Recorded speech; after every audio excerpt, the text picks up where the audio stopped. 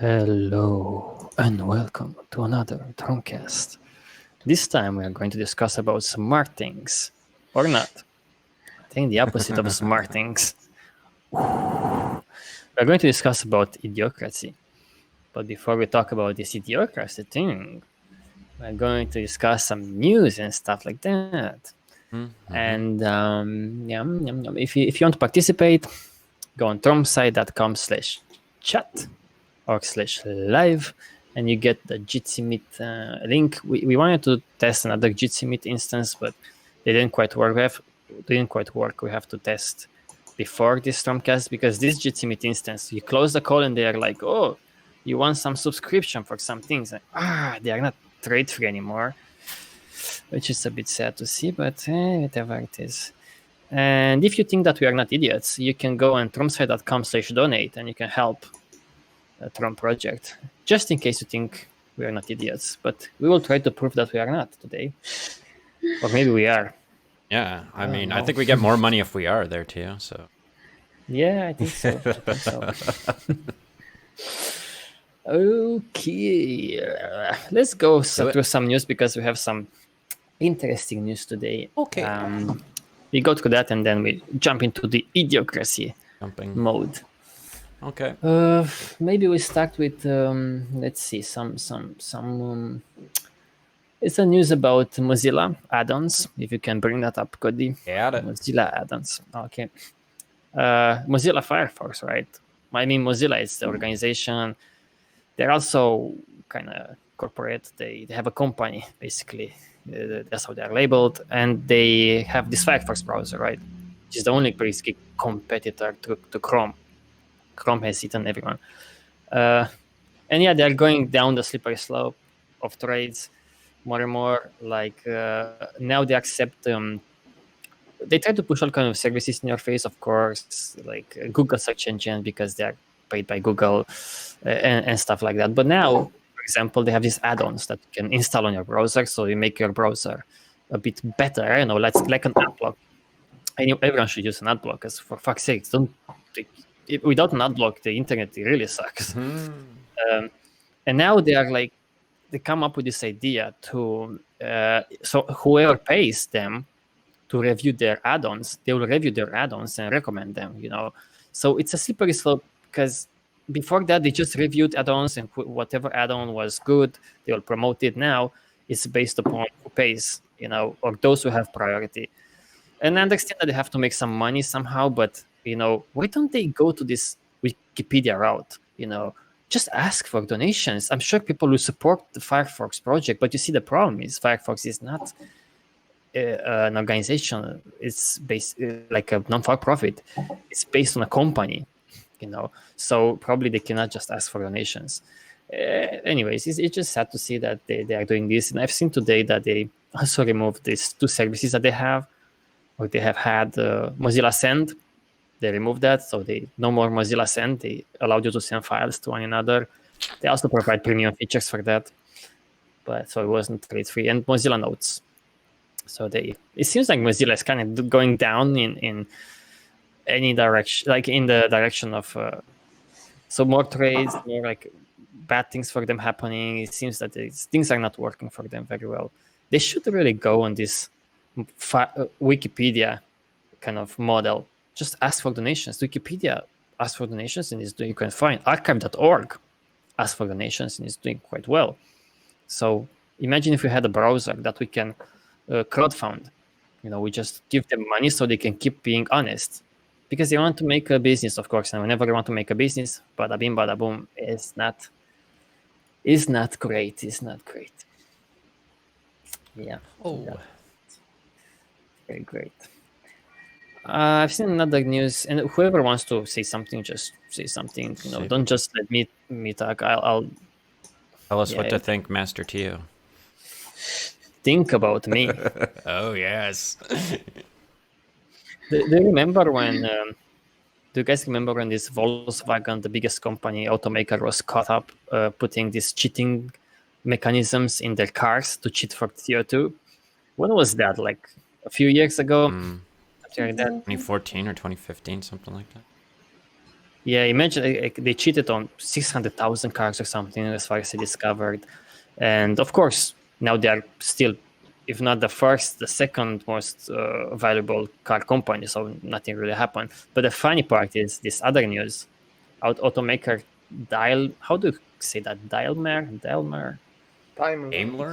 Daimler. I think it's Daimler. Daimler. That would be my guess. They were caught doing the same. So for thousands and thousands of their cars. Guess what, right? And they also own the Mercedes-Benz and other brands like that. So it's a big one of the top 10 car companies. Ford was also caught doing the same shit. So isn't it funny how they think that laws are going to fix problems?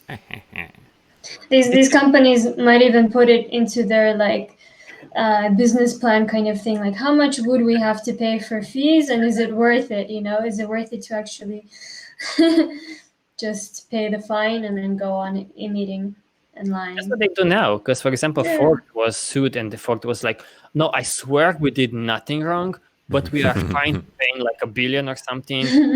We already put that to the side for paying fines. Yeah, so it's in our budget. The Daimler was fined $1.5 billion. That's a big fine, If you had a car and then you park in the wrong side of the road, and then you go and then you have this fucking fine, it's like says, okay, you have to pay $1.5 billion for parking your car wrong. That would be really bad. So yeah, sadness, but it's happening. See, and you see, they don't care about climate change. Of course, they just care about their profits. We totally made the stand. Okay, so Dima man, is our mic working? Yeah, can you hear me? Yep, but we cannot see you. And that's weird. My camera doesn't see my camera. Yeah. Double man. Oh, it's because Firefox, right? Firefox doesn't let you. Oh, okay. You're also a bit very loud to me. I will intercede him and his volume. Calm him down. Yes. I will rejoin. Okay. Okay, let's see what other news. You read something about Cloudflare and archive.org. What's up with that? Yes. Joining forces for evil or good for good. Yes. What's up with that, Alexia? Because you've read it, huh?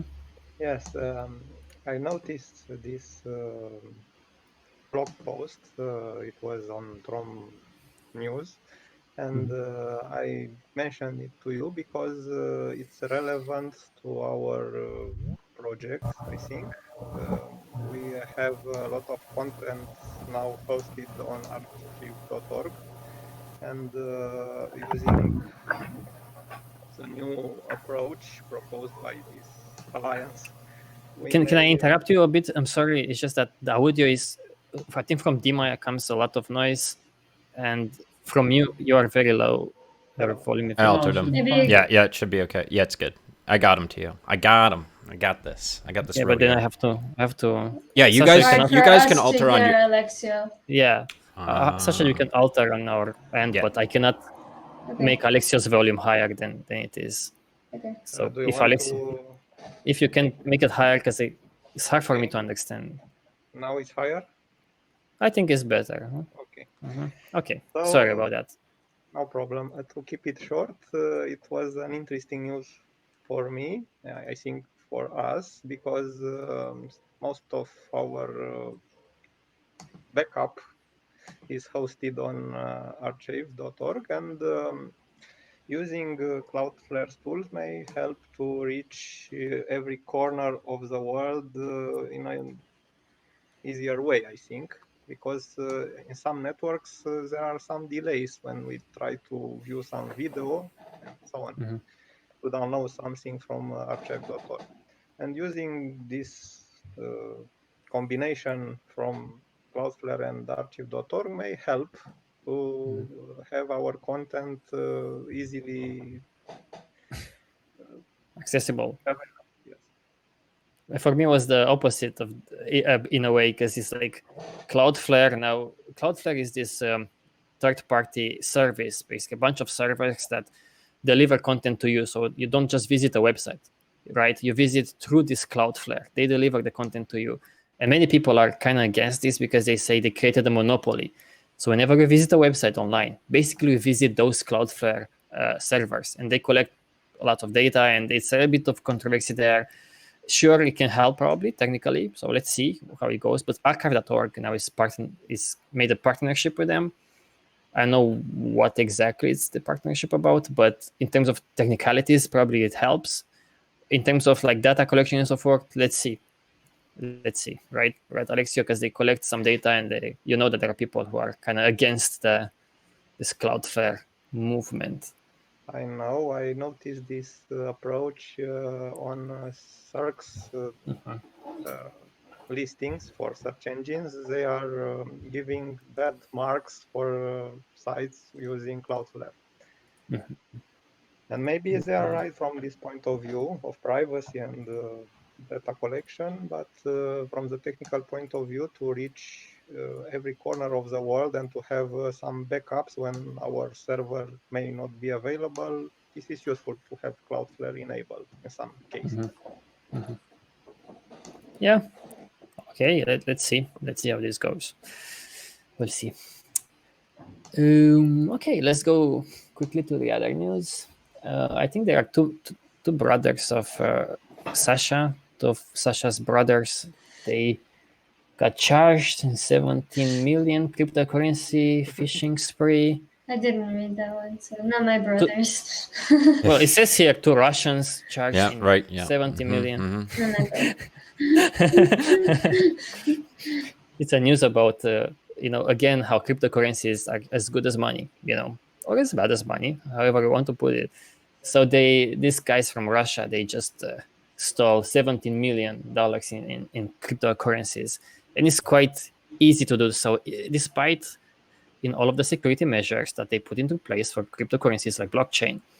The weakest link are humans, right? So they can make you send cryptocurrencies to them. Is not, it doesn't matter really the security measures you put in place when people on the other side are very motivated to scam you. So it was another reminder of that for those who believe in cryptocurrencies, Cody, and their value and importance. What? I said nothing. I was just coughing. Okay. We have a news about this is for Sasha, providing the facts to help Europe achieve 55% of what, like emissions. They want in Europe to cut emissions, I think by 55%, right? A new target of 55% cut in greenhouse gas emissions by 2030. What do you think, Sasha, are they going to achieve this in Europe? I mean, even if they do achieve it in Europe, they will still be making money, I'm sure, one way or another by emitting more greenhouse gases in other countries. So even if, a few small countries achieve lowering their emissions, which I'm sure will happen, I'm not sure by their targets, probably, I'm doubtful, I don't know. But emissions are still on the rise globally. And yeah, especially in poorer countries or, China and Russia. And yeah. So, yeah, I mean, I don't know. It's a much bigger problem than just being able to set these little tiny targets in places. Because you dug a bit into this subject, and didn't they propose before these kinds of cuts by this year, by that year, by? Oh, they always propose the cuts. Every year they have meetings, international meetings where they propose cuts, and they've been doing this for more than 20 years, I think, and it never goes down. And every year they're like, well, emissions are getting higher and higher. Yeah, I mean, maybe this year. 2030 sounds much better, like 2030. Yeah, Not at this time. Very, very doubtful. Yeah, we'll see. You are just pessimistic, I think. Yeah. Because as we will showcase in this TROM-Cast, the world is getting better. We call it Idiocracy, but you'll see. Yeah. Hold on. Yes. We're almost there. Alexei, I also wanted to talk a bit about this libtorrent add support for BitTorrent version 2. What's BitTorrent version 2? Actually, they say in this article it's an improvement. It may be not compatible with the version 1, so this would be an issue. But also in the article, they say that there could be a mix between the two standards, and we can have the same link used to download using the both versions.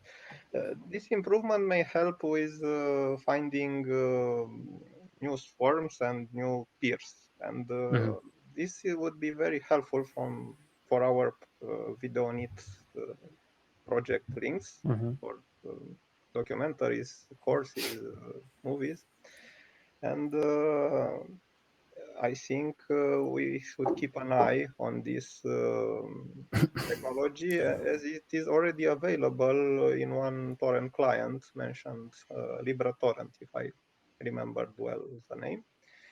And we shall test this and see if it helps with our magnet links from VideoNet and other resources. For those who don't know, it's just we are talking about this BitTorrent network where we share files between peers, and now they pushed the big update for them, and it's going to be improve this connectivity and stuff. It's interesting. Like one of them, to quickly explain, imagine you have a torrent file, like you have many episodes for, like, say, a course, right? This one, as far as I understand, creates a magnet link for each episode. So basically, I can grab just one episode from this entire list, not just for the entire course. So we can seed just one episode, and that could be really great because you can have a folder with many files and then individually seed just a file. So yeah, that's positive. And we have 1, 2, and 3 more news. One is about in the age of COVID-19 pandemic, and can we trust the CDC and FDA? And it's an interesting article from the sciencebased-medicine.org website. Those people are actually they're doctors. It's a blog where doctors are writing, and then science journalists and so forth.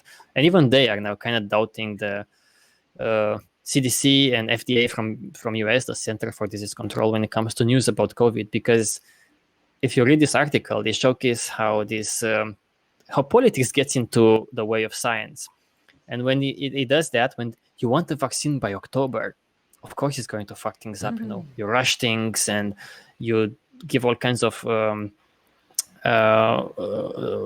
do you say that, recommendations that may not be scientific, just for the sake of being first, in this global scale of this race. Me first, we have the vaccine. No, we have the vaccine. What? Like Sputnik 5. Sputnik. Like in Russia, they made a vaccine, but they didn't really complete all of the trials that don't worry about that. supposed to do, and don't they test like to the public? Yeah, but don't they test like this poison Novichok, whatever it's called, on their population? They are quite resilient, so why not test vaccines? Should be like no problem. So yeah, it's an interesting article. You should read that, how politics interferes into science. Interesting one. There is another news about this new podcast by Peter Joseph. He released a new podcast, Revolution Now. And yeah, we put it in our TROM-created videos, and I listened to the episodes so far, 3 episodes so far, and I wanted to say something about this last episode. I think in this last episode, people from TVP and TCM, around those groups of people, they are very, very vocal about this new scarcity. And Peter Joseph in this one, he's focusing on this scarcity, and then the last part of the podcast saying, oh, look how scarcity gives rise to this market economics that we have nowadays.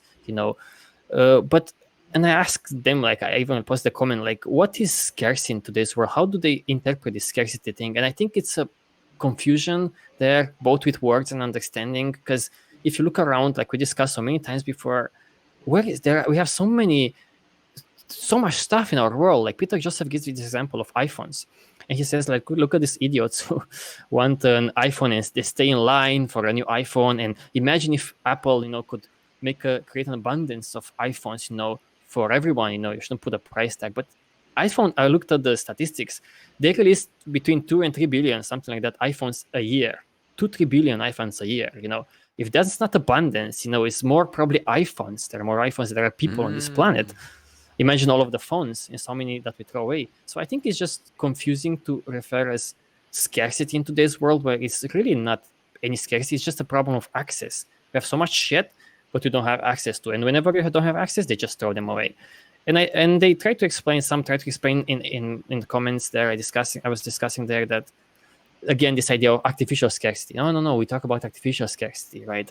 There are so many iPhones, but we don't have access to them, and they call that artificial scarcity. But I think it's confusing, because if you look at what artificial scarcity means, it means just a company, basically Apple, saying, okay, no more iPhones. We don't produce more iPhones because we want to keep the price high. But they don't do that. They produce like crazy, like every 6 months to a year, they produce like nuts. They just make the other ones look shitty, so you can move to buy a new one. Look at an H&M. I was talking to Sasha these days. H&M is the second biggest fashion company. They produce clothes. They produce so much of them, and every year this fast fashion, it's not like they stop the production.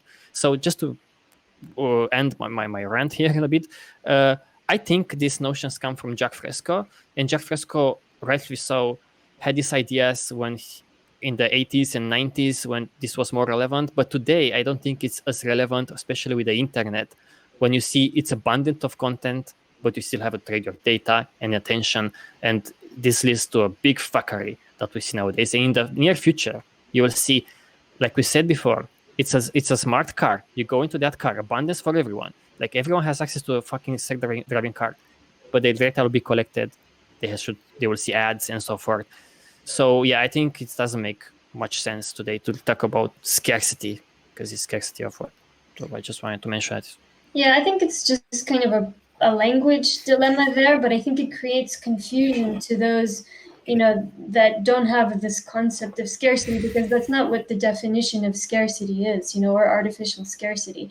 So when you tell someone that's never heard of TVP or TZM or Jacques Fresco that we have a scarcity of water or of food, that creates a lot of confusion, since we have more than enough food and water to feed everybody. We have more than enough clothes to feed everybody. A lot of it is wasted, a ton of it.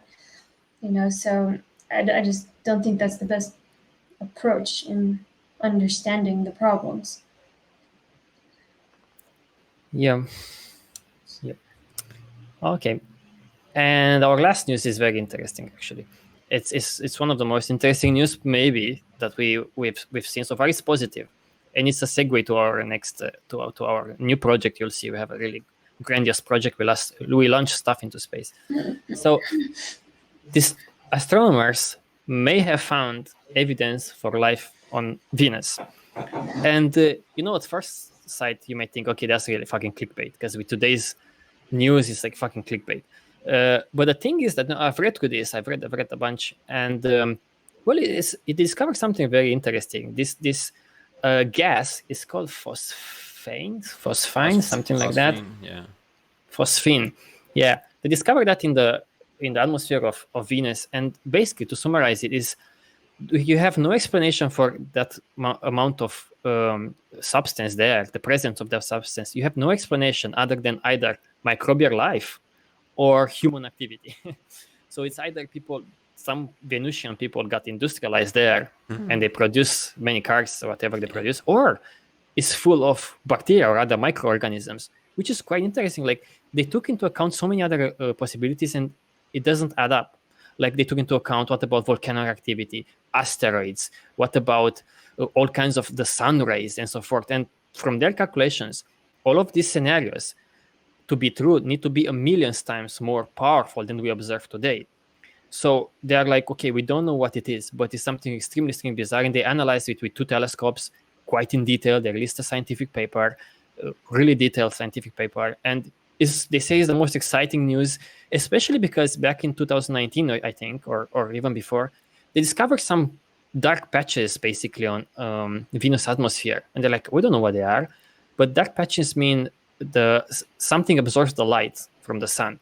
And one explanation could have been a year ago that is bacteria. that floats in the atmosphere. So these two kind of combine, these two facts, and maybe there is bacteria, because we know that in our atmosphere there are microorganisms that live in the upper atmosphere of our planet. They just live there, they just float about. Imagine how cool that is, just all day long, going round and round, eating sun or whatever they eat. And the last thing about this is that they discovered this thing in a patch of the atmosphere of Venus where the temperature is between 20 and 30 degrees Celsius. So like a nice summer here in Europe, kind of, So all of these add up, and they're like, what the fuck? Maybe we really kind of discover some life. Yeah, of course it's not, certain yet, and it could also be some chemical processes that we don't know about yet. But yeah, it's a possibility. And if that's the case, that's also interesting, because it seems that we don't know what that is, so it's a new discovery, even if it's that. Yeah. But it's really, really interesting, like super interesting. They will send some missions in 2020 something to Venus. But it will be, imagine if they discover some sort of life, because they even took into account, I was just thinking, like Russians sent to Venus this Venera spacecraft, whatever they called it. And I was thinking, what if they fucking contaminated, right, the atmosphere, and they sent it there? But they even took that into account, or some people who reviewed the paper took that into account, and they said that it's impossible. Even if they contaminated the atmosphere, it's impossible to have so many microorganisms to produce so much of this phosphine or whatever, So they have no explanation, but it's super interesting. Yeah, it's extremely interesting. Yeah, and I think also they were saying that it's clear that it's, it has to be in that part of the atmosphere where it seems that they observed it. It has to be replenished, because it can't just hang out there and stay there, because it will degrade, basically disintegrate. Very important. Yeah, so that means that something is replenishing it, and yeah, they don't know what. And exciting, guys. Space time. But you may think that's exciting, but Sasha has a theory. Sasha has a theory what is in the atmosphere. Tell us, Sasha, because you told us these days when we were for a walk. You have this theory of what can be. Yeah, imagine it's a hypothesis.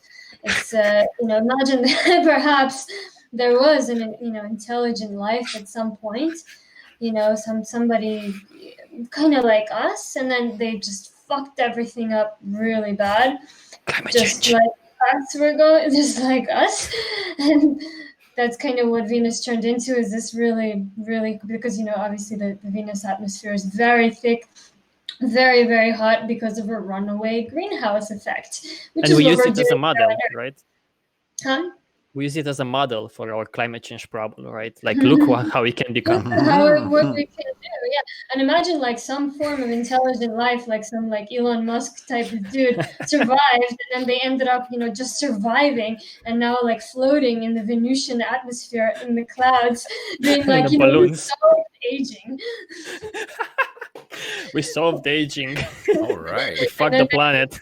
Fucked up everything else. So. And we go there and we discover ourselves, basically. And we're like, what the fuck? So that's what's happening with our species, right? We just get fucked. It's a few billionaires floating in the atmosphere with some poor slaves, like, in the balloons to like. I think that's. I'm not high enough for this TROM-Cast. Holy shit. Oh, wait for it, Cody, because now comes the interesting part, okay? Okay. So, people, hold on. Because this news is the perfect for our release of the new project. Because now that we found out that is life in the atmosphere of Venus, and we are sure it must be like some mask or something in there, we are releasing a new project called the Yearly Best, TYB.Earth. All right. This is the idea behind it, and this is why it gives rise to this. Let's talk about idiocracy.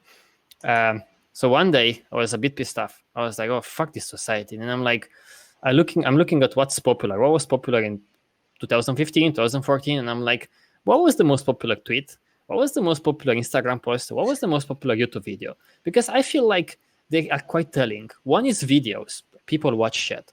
One is photos, right? But no, first, one is Twitter is what? Thoughts, right? People post their thoughts there. Instagram is what? Photos, right? Twitter limits you like 400 characters. A picture is worth 1,000 words. So I'm thinking that's the best approach, right? And if a picture is worth 1,000 words, how much is it worth a video that has many, many frames? So I'm thinking this is the best way to analyze our species, to see what's interesting in our society. Because this douchebag called Carl Sagan, back in the 70s, they send this spacecraft, Voyager, okay? And they make this compilation CD of whatever is best of Earth. And I saw it today, actually. They put songs of whales, they put people naked, but just like doing nothing, just naked. They put all kinds of animals and share music. They ignore purposely, and they say that, I'm not joking, they ignored religion, they ignored war. They didn't put anything about those things or any kind of catastrophic things or violence. They put it on a CD, no CD-ROM. They put it on a CD and send it to fucking space with Voyager so that other aliens will learn about us. And I was thinking, that's bullshit. That's biased. Okay, why don't we make a compilation CD with whatever is popular in 1 year, right? And then just send it to aliens. Isn't that more relevant for aliens to know who we are? That's who we are, right? That's really what's popular. What people care about the most, because whatever is the most popular is what people care about the most, right? Exactly. Why should have Carl Sagan choosing for us? So I said, let people choose for people. Like, that's true democracy, participatory democracy. And we can go through some of these CDs to see, because we're going to launch them into space with a helium balloon every year. We'll start this year, and I'm serious. You will see on 31st of December, Dima may film this, but we will stream it, and I will release into space our first compilation towards Venus, maybe. I was thinking, what if NASA, maybe does this every year? Maybe you will give people like something to think about. Like, what the fuck? We really send these things to aliens? Yes, that's what you like, people. So let's just go through this, and you people let's talk about what's popular. And if you, Cody, can we go on like the compilation CD for the year 2014, or which one is the latest? 2014. Way back. Can you tell us, Cody, for 2014, when we are going to send this compilation CD into space, what click the CD, right? You click the CD? I click the CD. I got some things here. All right. What is the most viewed video in 2014? What people love to watch, eh? I got Mark Ronson with Uptown Funk. Gonna give it to you. Uptown Funk. Gonna give it to you. Okay. What is this? How many views? Too many? Whoa. Oh, yeah. 4 billion?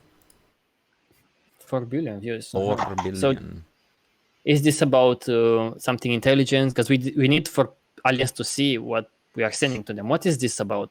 Because they will imagine this. They have a CD player at home. They put a CD in. They play Uptown Funk, right? Uptown And they Funk. start dancing. And I'm like, oh yeah, these are smart species. Yes. So this is about fashion and self-love. Probably it's a positive message. I think it's a positive message. Very. And it's made by a millionaire musician. What do you have to say about this, Dima? Because you are also a musician. What do you think about what's popular in terms of music? Because you know nowadays probably what's popular.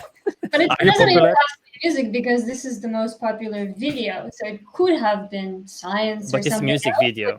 It's the most. Why is not Dima there? I mean, today we listen to music with our eyes. Like if you have a band or you have like your solo project or what's not, if you release just music, it's like nothing. No one's gonna listen to it. So you have to make a video, and of course, the video play a huge part to gaining attention and popularity and stuff. So video is more important than music. It's like quite often, if you don't have like a good video, even if you have a good song, it goes nowhere. So I mean, in these terms, it's very twist how it should be, because like the music, I don't know, everyone can decide on their own what they want to bring and why they do it. But I think to bring some message, to get some ideas, music is a good tool for that. But today it's music just to get attention, basically, to sell through the adverts a lot of crap. and that's also like 5% of the songs are about love, either good love or bad love, because everyone can associate, ourselves with love. Everyone's seeking for love. Everyone wants love, and of course you can implement some sexy things there, which grabs attention instantly of everyone, and then add Coca-Cola there, or smartphones like iPhones and stuff like that. So it's all about attention nowadays, and that's why it's not a surprise for me that these Upton Fun things kind of have so many views. Other thing that those views are quite biased, because there were some scandals when even such huge stars, they're like buying a lot of those views, like millions and millions, and there was To get onto the CD. You want to go into space, To show aliens. Yeah, they encountered Fuck them. the Earth already, so they want to go to They got us with other that. galaxies. Is it a wonder that for example, here, the one who made the music, basically, whatever, is a millionaire musician? Like, maybe it's a coincidence. We will see. We will go to the CDs, but he's a millionaire musician. I'm sure it has nothing to do with like spending money to promote his video or buying views, or I don't think.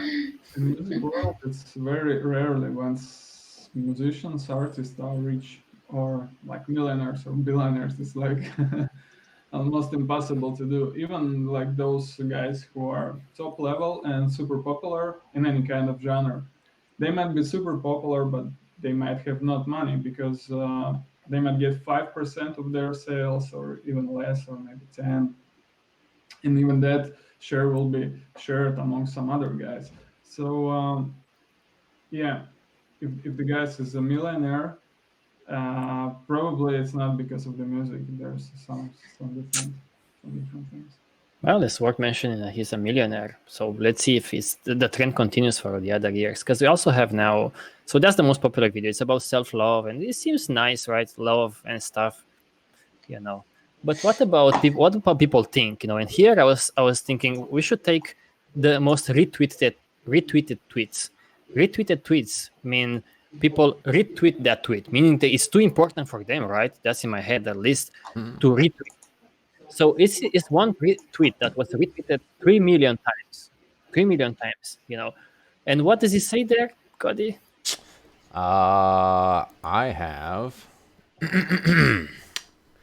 Only Bradley's arm was longer. Best photo ever. Hashtag Oscars.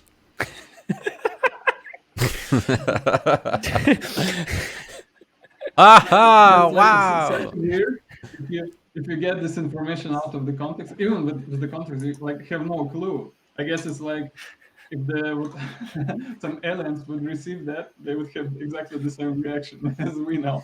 Like, what the fuck And to give you more context, it's just a bunch of celebrity millionaires on this show called, whatever it is, award Oscars.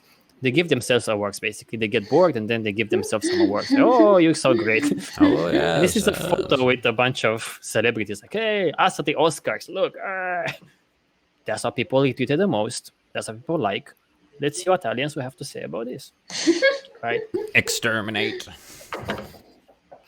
And we have, what is the most liked Instagram post? Because Instagram is quite used nowadays. So what is the most You got Kim K up there. Kim K. What is Kim K? Kim Kardashian's got 2 million likes on her Instagram photo. Year of 2014. It's a wedding kiss, I guess, right? yeah. Between a rapper, millionaire, and some celebrity.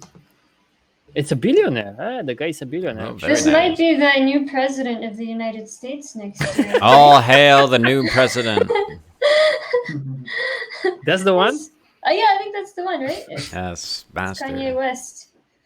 He's coming. Sasha votes. So that guy's running for him. president. I will vote, yeah. Never voted in my life, but if Kanye West runs for president, I'm there. Right. Now that I'm allowed to.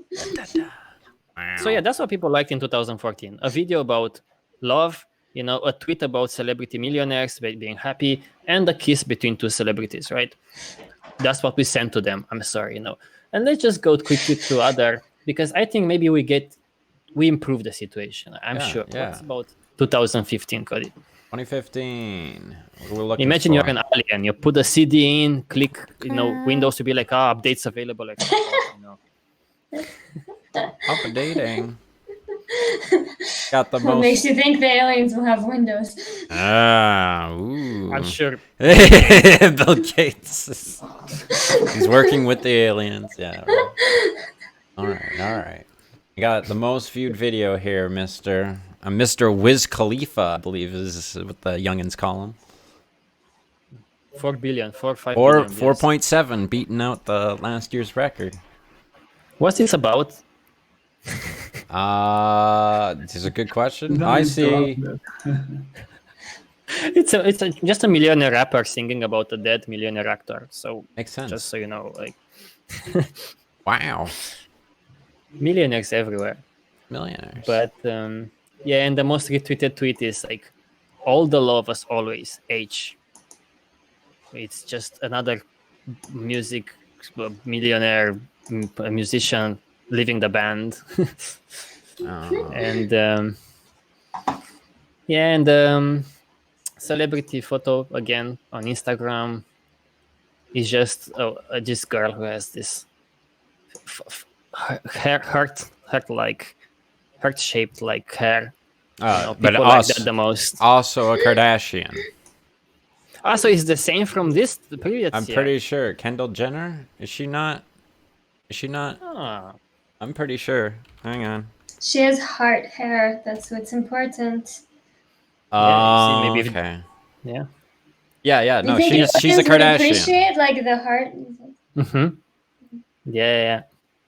So that's the most popular. Again, let me remind you, honestly, now we make fun of these things, but these are the most popular. Billions of humans on this planet, millions and billions of humans view these things, like these things, retweet these things. It's on them, These are real statistics, So okay.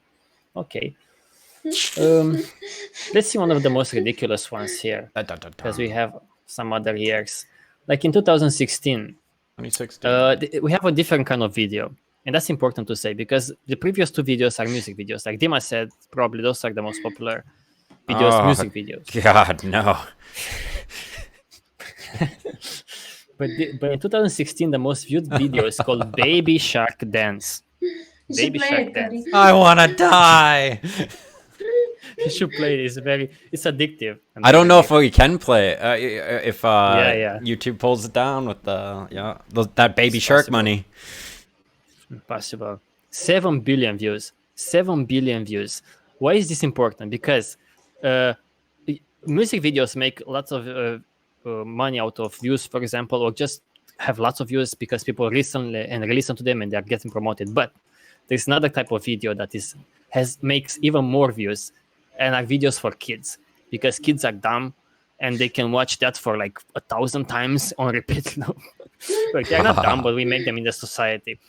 And this video, for example, is just a dumb video. It's watched 7 billion times. Imagine how much money they made out of this. And it's made by an entertainment company, So, yeah, it's either this or that. Imagine aliens seeing this shark dance. Papa's shark say like this, Mama's shark say like that. So rather teaching our children, what is a shark and maybe some information about marine life or life in general, we just show them baby shark, bam, bam, baby shark. More, I demand more. And then that's easier for the parents, because they can just go back to doing their own thing and not, just leave the child with their screen. Baby shark. Yeah, that's crazy how many views people make out of these videos. It's just nuts. It's like the new trend, for kids. As if they care about kids. They care about views. Yes. But here's the thing. The most retweeted thing, almost 2 million retweets is... What does this say, Cody? I have... But it's limonada, lemon. What the What? You don't know how to read that one? Limonada 2.0. That's so Canadian, eh? Limonada. Limonada. It's my limonada. That's what people tweeted the most in 2016. Limonada. Limonada. Limonada. It's no surprising why. Because this guy who said, "Oh, tweet Limonada," he said, "If you retweet this, I'll give you something like some gift, some accounts to PS4 or whatever the fuck there." You know, he's a Spanish gamer, YouTube gamer. You know, so that's the most retweeted it. Limonada. That's all he says. We should send that to aliens in the Morse code. Could be easy. Beep beep beep beep beep beep beep beep beep, and they're like limonada. They're like, ¿qué?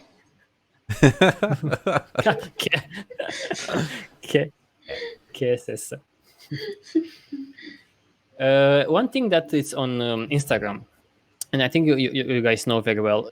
What do you when you think about Instagram? If you're not like this retards nowadays that think that it's a flat platform where people put images, what comes into your mind? Like Instagram equals Ads. 3 to 1 ads. Yeah.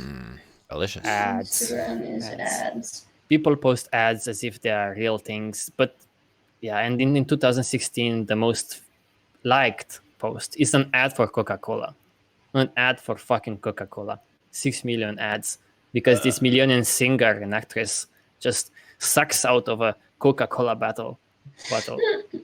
You know. Maybe we should send aliens a Coca-Cola too, so then they can taste what they're seeing an ad for.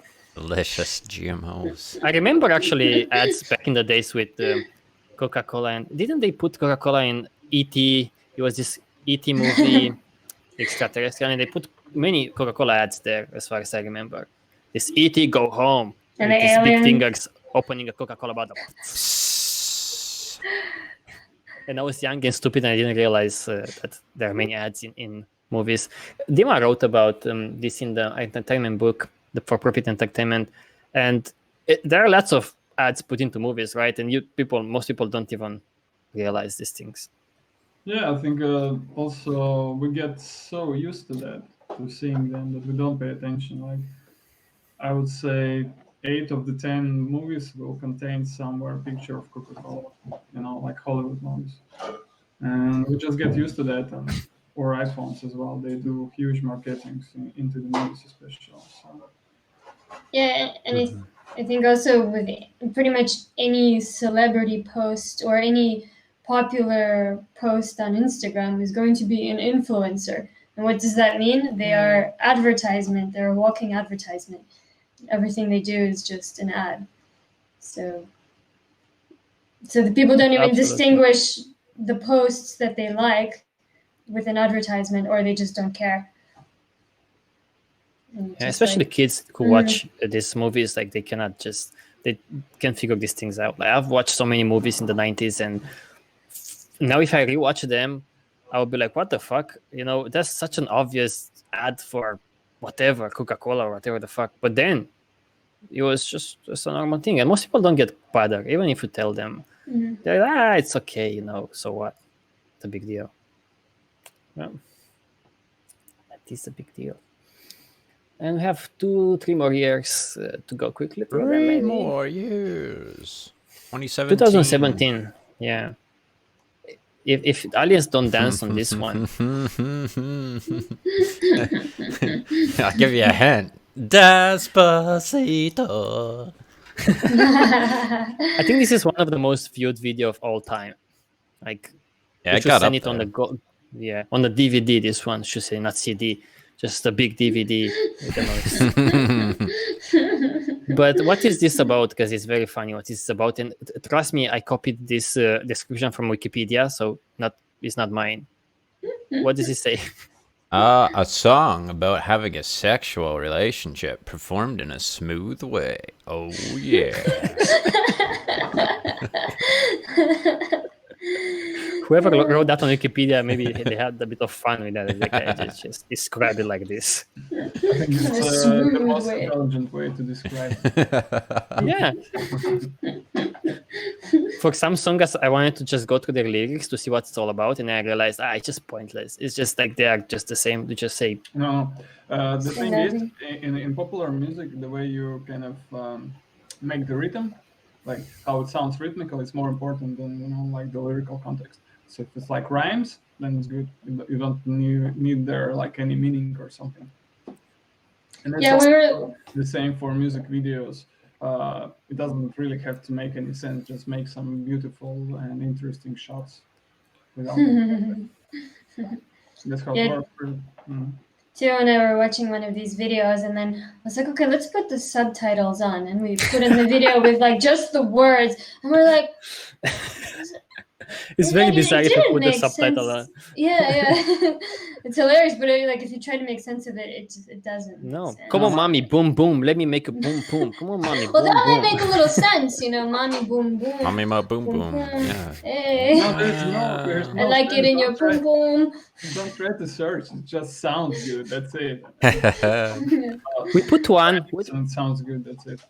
Yeah, but we put one. I don't know what was that one. Was one of the popular ones. And even Sasha, who speaks English and she grew up in US, she couldn't fucking get like the first of all the sounds of it. Like I don't understand. And we put the lyrics, and we just stopped the video and just read. I was telling to Sasha, just read it out loud, and she couldn't fucking read it because she was like, "What the fuck?" It's like nothing makes sense. Because in the music video, it had like it was a little confusing because the guy, I don't know, it showed people like picking up garbage and like working in McDonald's or something. I'm like, maybe it's not just a dumb video. Maybe they have some like meaning to it, like, oh, it sucks to work in McDonald's and society is garbage and whatever. So we read what it said and it didn't make any sense at all, no.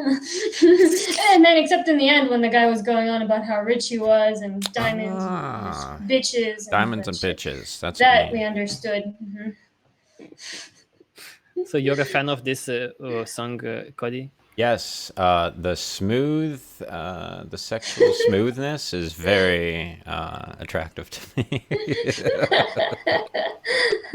But the funniest retweet that I saw, which is quite funny, is in 2017, and it says, "Help me, please. A man needs his nugs." And it's like, I'm like, what the fuck is this? Help me, please. A man needs his nugs. Is this? I'm right? I'm reading it correctly. Nugs. And I click it. And I had to like go to some links. I'm like, what the fuck is this all about? This dude who wanted to like Wendy's. Wendy's is this fast food chain, right? In US, Mm-hmm. Wendy's, they sell McNuggets, right? And this guy kind of challenged Wendy's, if he gets so many retweets, will he get a year free of McNuggets, right? And Wendy's was like, oh, that's a good opportunity for an ad here. Oh, let's just make a big thing out of it. This stupid guy, all we have to do is feed them our garbage chicken nuggets that they're gonna throw away anyway. Yeah. And he got like 3 million retweets just for that shit. And then he got a year of Wendy's. All right. If that doesn't sound like Idiocracy, okay. That's so funny. I didn't know that. Yeah. And they got a great ad. No. Yeah. A great ad. Yeah. Yeah. I want to die.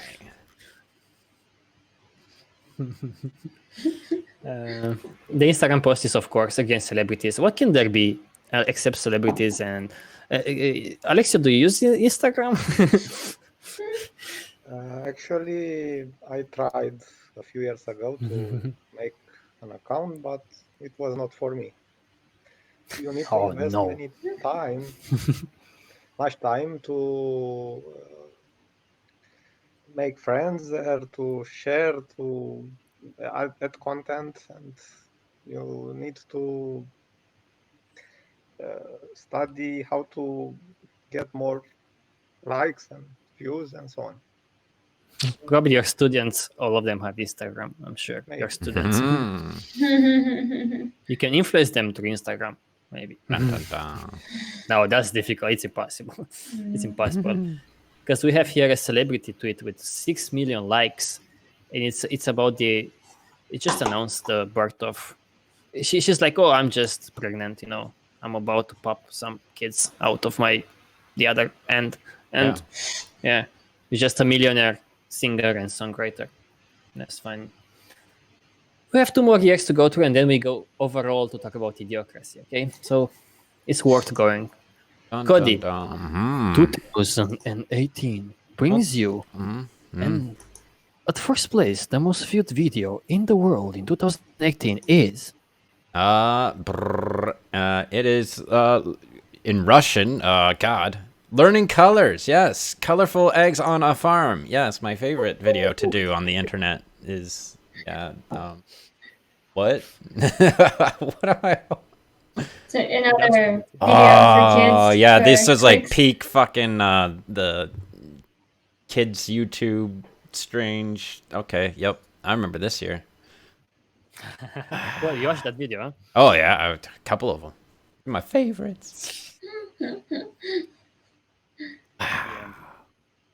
But the most retweeted tweet, and Cody knows how to pronounce this so well, is. What? I get look. Limonada. Limonade. Yeah, it's limonada. Limonada. 2.0. Wow, So it must what have a worked surprise. in 2015 or whatever. And you gotta do it again. It's getting back in 2021, probably. Wow. Limonada 3.0. So it's the same promotional ad. That's what people retweet if you don't know. Celebrity shit, or just mostly they retweet to get shit in return. Oh, is that the fucking surprise, right? That's what they do. And the most liked Instagram post is of a dead rapper because he just died, and people are like, "Oh, let's just like his post photo because no, he died." Yes. It's just. Yes. And maybe one of the most fun years could be 2019, and the last one that we're going to go through. 2019. 2019. Wow. For this one, Cody, if I'm an alien, I want to say, okay, I don't care what's the name of the video. Tell me directly what is this all about, so I can maybe I watch it or not. So what is this all about? I can put a CD on it. It's about that. It is so it has something to do with a poom poom, and I am not familiar with what a poom poom is. So I'm not useful for these aliens, my dude. I'm not the chosen one in this case. A poom poom. I like your poom poom girl. I like your poom poom girl is the theme of Daddy Yankee. Sure. I was curious who the fuck this guy is because I saw him in all of the charts for many years. Like, what is this Daddy Yankee? And I'm searching for him and interviewed him. It's like the most bizarre interview I've seen. The guy was like half on drugs and half on like booze and smoking something. It was like completely toasted. And he was like, yeah, I make music, yeah. And he's like, they're asking him like, so how do you make music? How do you know what music to make? He's like, it's just like music, man. It's just like, it's just what rhythmic and it's just what the fuck is this guy? You can't even put subtitles on the guy. But yeah, another millionaire rapper. Millionaires. Yankee. All right. And this tweet I had to translate it from Japanese or Chinese or South Korean. I don't fucking know. Yep. What does it say, huh? English says, Zozo Town's New Year's sale is the fastest ever and has just surpassed 10 billion yen. As a token of my gratitude, I will be giving 1 million yen, a total of 100 million yen in New Year's money, to 100 people in cash. To apply, just follow this and retweet this tweet. Reception open until 1/7. I'll DM the winners directly. Oh, wanna die. Yeah, so it's a retweet. If you retweeted that, this billionaire will give you around 8,000 euros, which is a lot of money to 100 people, to each of them. But he's a fucking billionaire. I think that's almost like, I don't know, I made some calculations, I may be wrong, but it's almost like me giving people like $10 or something out of my own money, or even less than that. So okay. And Duo has like no money, so that's. And I have no money. No money. And the funniest maybe of them all, it's the most liked tweet to Instagram. This I remember. The egg. Remember, huh? The egg. Yep. Started going downhill. An egg. Got the egg. Fuck. It's just a photo of an egg, which is more interesting, to be honest, than all of the other eggs that we saw before. Sure. These round heads, But this one, just to give you a brief background, is this guy wanted to challenge me, like, hey, let's get the most likes. Oh, let's get the most likes out of this post, let's get more likes. And he got the most likes out of all of the Instagram posts so far, 5.5 million. And now the guy works for an advertising company, basically. Now he transformed his account into some advertising bullshitting. Wow. And in summary, when we are going to release this compilation, because we want to release a compilation first, because we didn't release any, we have for Aliens basically musicians that sing about pom-pom girls and love, or videos for kids. We have retweets that want something in return, like people, give me nuggets, give me money. And photos of celebrities who just, I don't know, just do shit, nothing, ads, That's all we have for our Aliens, and that's the compilation for the past almost 6-7 years. I think this perfectly describes majority of humanity. So yeah. Ads. And trying to sell something. Yeah. So let's see if NASA, I had this idea, maybe NASA or SpaceX can take our CD and go deeper into space. If not, we just release it in the atmosphere. Yeah. I think that's how we should punish ourselves, to be like, look, motherfuckers, let's just send whatever is popular. Fuck off. And here's the thing, I didn't even include TikTok. Don't get me started with that bullshit. Wow. We couldn't find the most popular TikTok video. All of them are popular. But I think if you will do this, and most of the people will find it obvious, like, of course, that's like the most popular thing. What else we're gonna send to space? Yeah, and I'm fine with that. Funny for you and awkward for us, but the people like it, and that's what we are. I mean, it's a cool video. Why not? Imagine NASA compiling this golden CD with this Daddy Yankee and Limonade. Oh yeah. Give me Carefully that not to contaminate it. sweet poom poom. Yeah.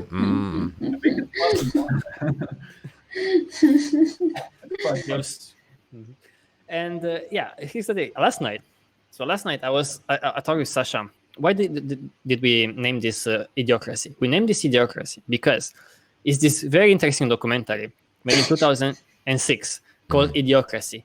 Search that on search. Like, you go on tromland.com/search and you search there Idiocracy 2006, right? It's this really great documentary about how our species will look like in a few hundred years.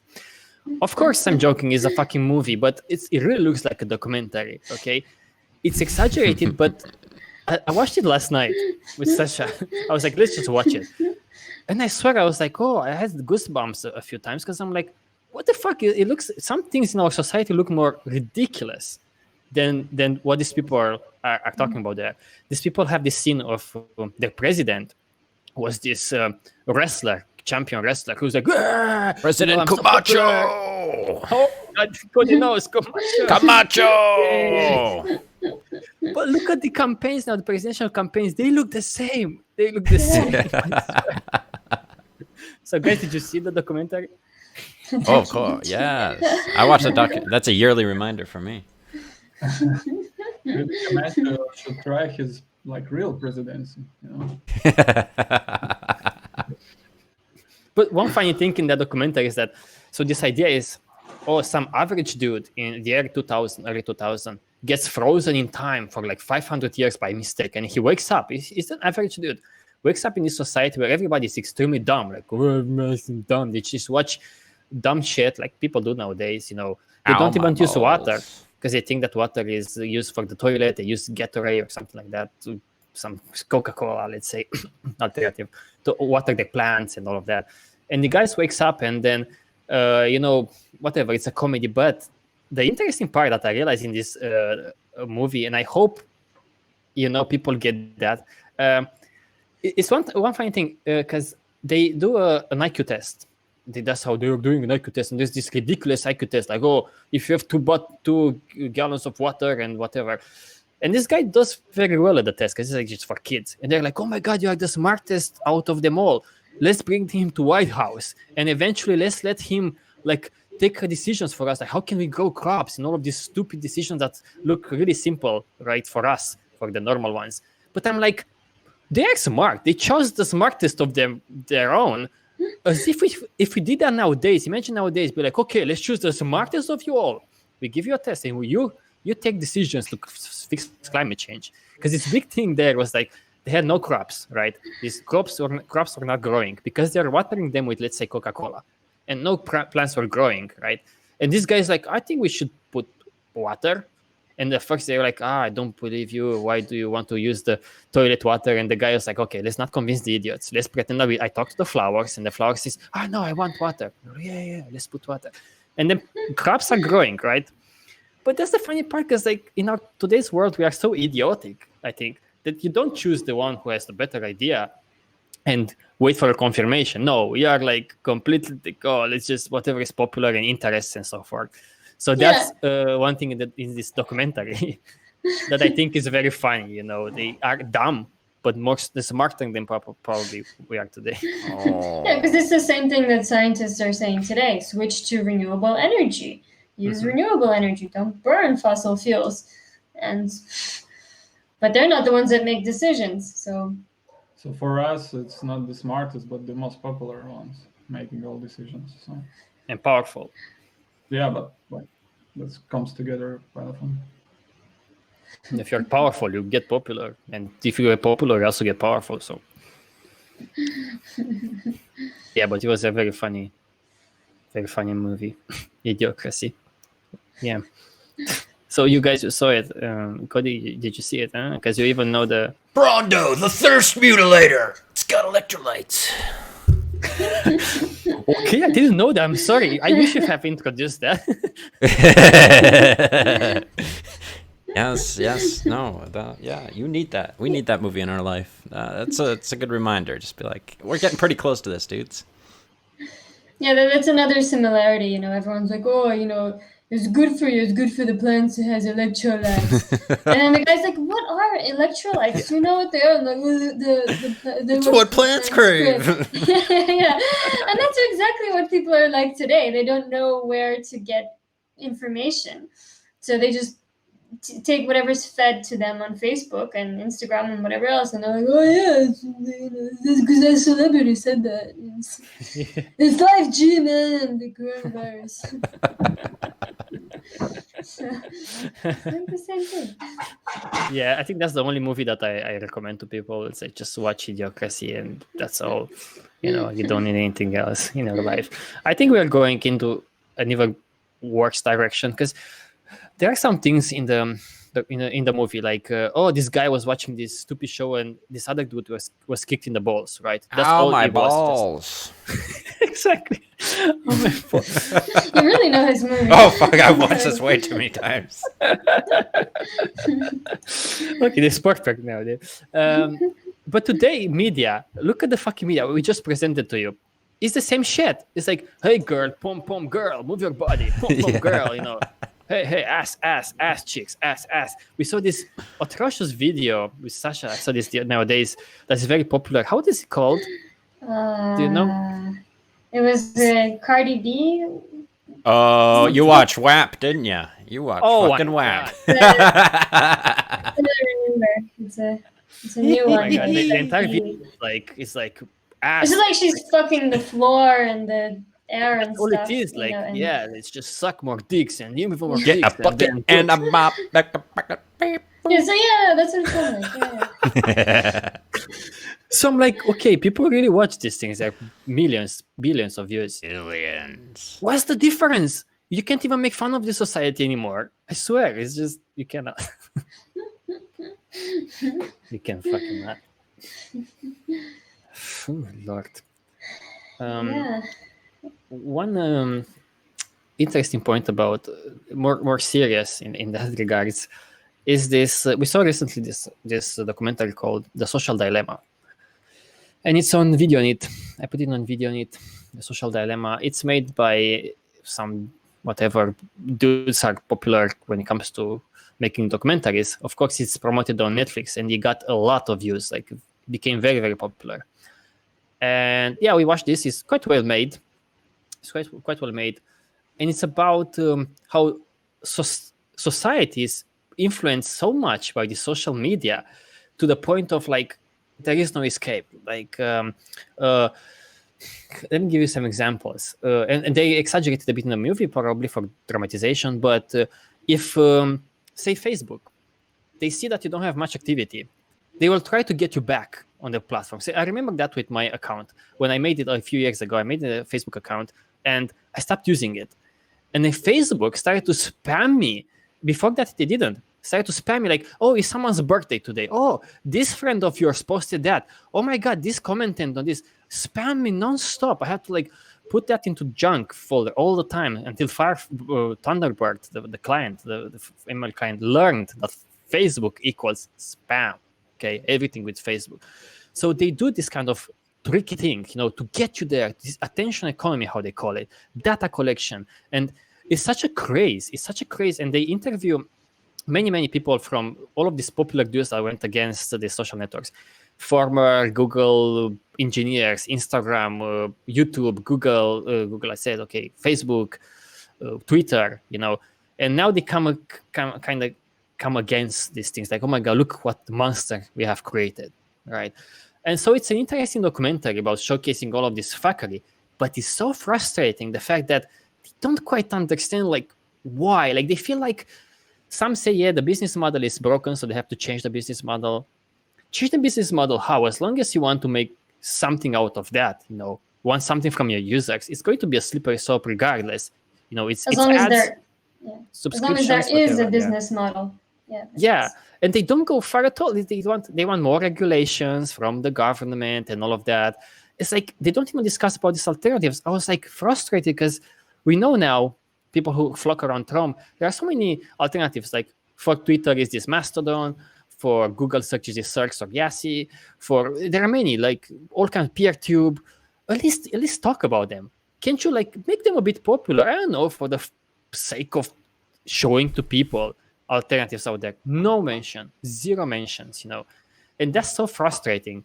And why we wanted to, they said, engage in the conversation, ask us, come here, participate, we want to talk. And we said, okay, let's do that. A few people around Chrome, let's do that. Let's bombard them with some emails, right? Let's start to contact them. We want to ask you some questions. Because they even made a website where you can like RSVP for the live stream that they had, and they said, get involved, send us questions. They made it kind of a big deal, like for people to get involved and talk to them.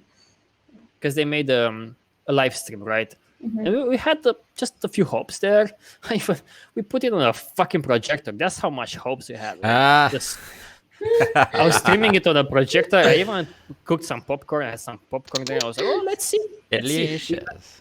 Because I was like, we sent so many questions. At least they will read, like, or at least maybe one of them.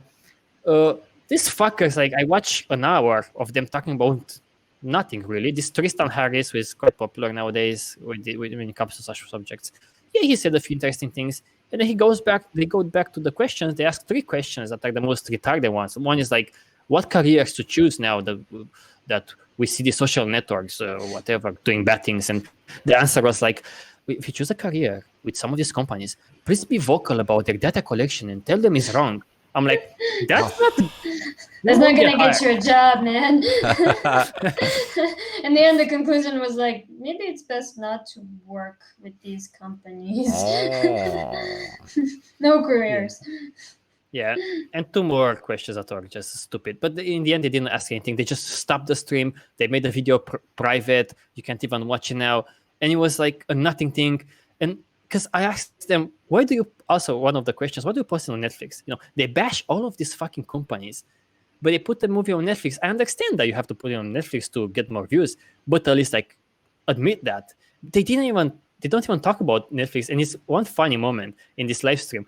This woman, because this is organized by Netflix, I think, or with Netflix monies. And this woman who is a psychologist, she's like, oh yeah, because even my kids, these addictive technologies, like my son stays on Netflix all day long and then watches a video and then another video pops up. And then she realizes that criticizes Netflix. And she's like, oh, I'm sorry. She's like, oh, I apologize. I didn't want to say that about Netflix. That was such a fucking ridiculous. I didn't mean Netflix. All of them except Netflix.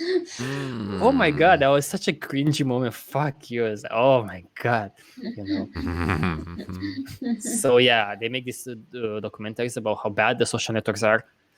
the funny part is that they post them on the social networks only. You know, you can only find them there. This documentary, only find them on Netflix or on Video Net if you want to trade free. Fuck them. You know.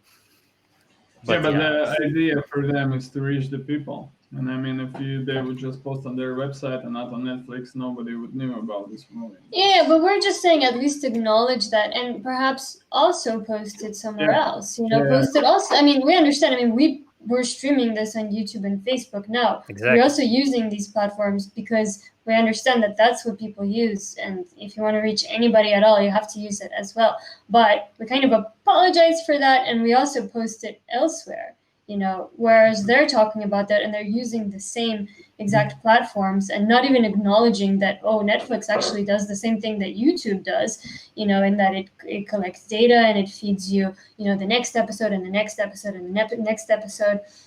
Because they talk a lot of shit, actually. They talk a lot of shit about Google and YouTube and the other ones. Not one mention about Netflix, not even, you know, and they say some of them, oh, deplatform, like, for example, oh, you should, like, move away from those. Why don't you say the same about Netflix? Like, it's obviously biased, you know, so it's a bit ridiculous. But I don't know, it's a bit stupid. Yeah, but the document, Yeah, can I go on, Sasha? No, you can say it. Yeah, I just want to mention that if you sign up for Netflix and if you want your movie to be featured there, I mean, there's like a long scheme you have to pay and they will choose. But if they choose, it's like most likely they won't allow you to stream or put the movie anywhere else. So it's like exclusively on Netflix. Other things, Netflix can sponsor you as well. Like you come with an idea and it's like a Netflix series and they basically sponsor you. And of course they cannot tell Netflix original. That's what they call them. Yeah. Yeah, it's really, really shitty actually, because I understand, I mean, that dilemma then, because they want the message to go out there, and this is like basically the best way to do that. But then they end up being Netflix's bitch, and yeah, it's tricky. I guess it's better to choose that than to not have people know about this. But choose both. It's not like you have to go one way or the other. You can also but choose Dima is like, saying that like maybe you can't if you can't post it somewhere else because of Netflix.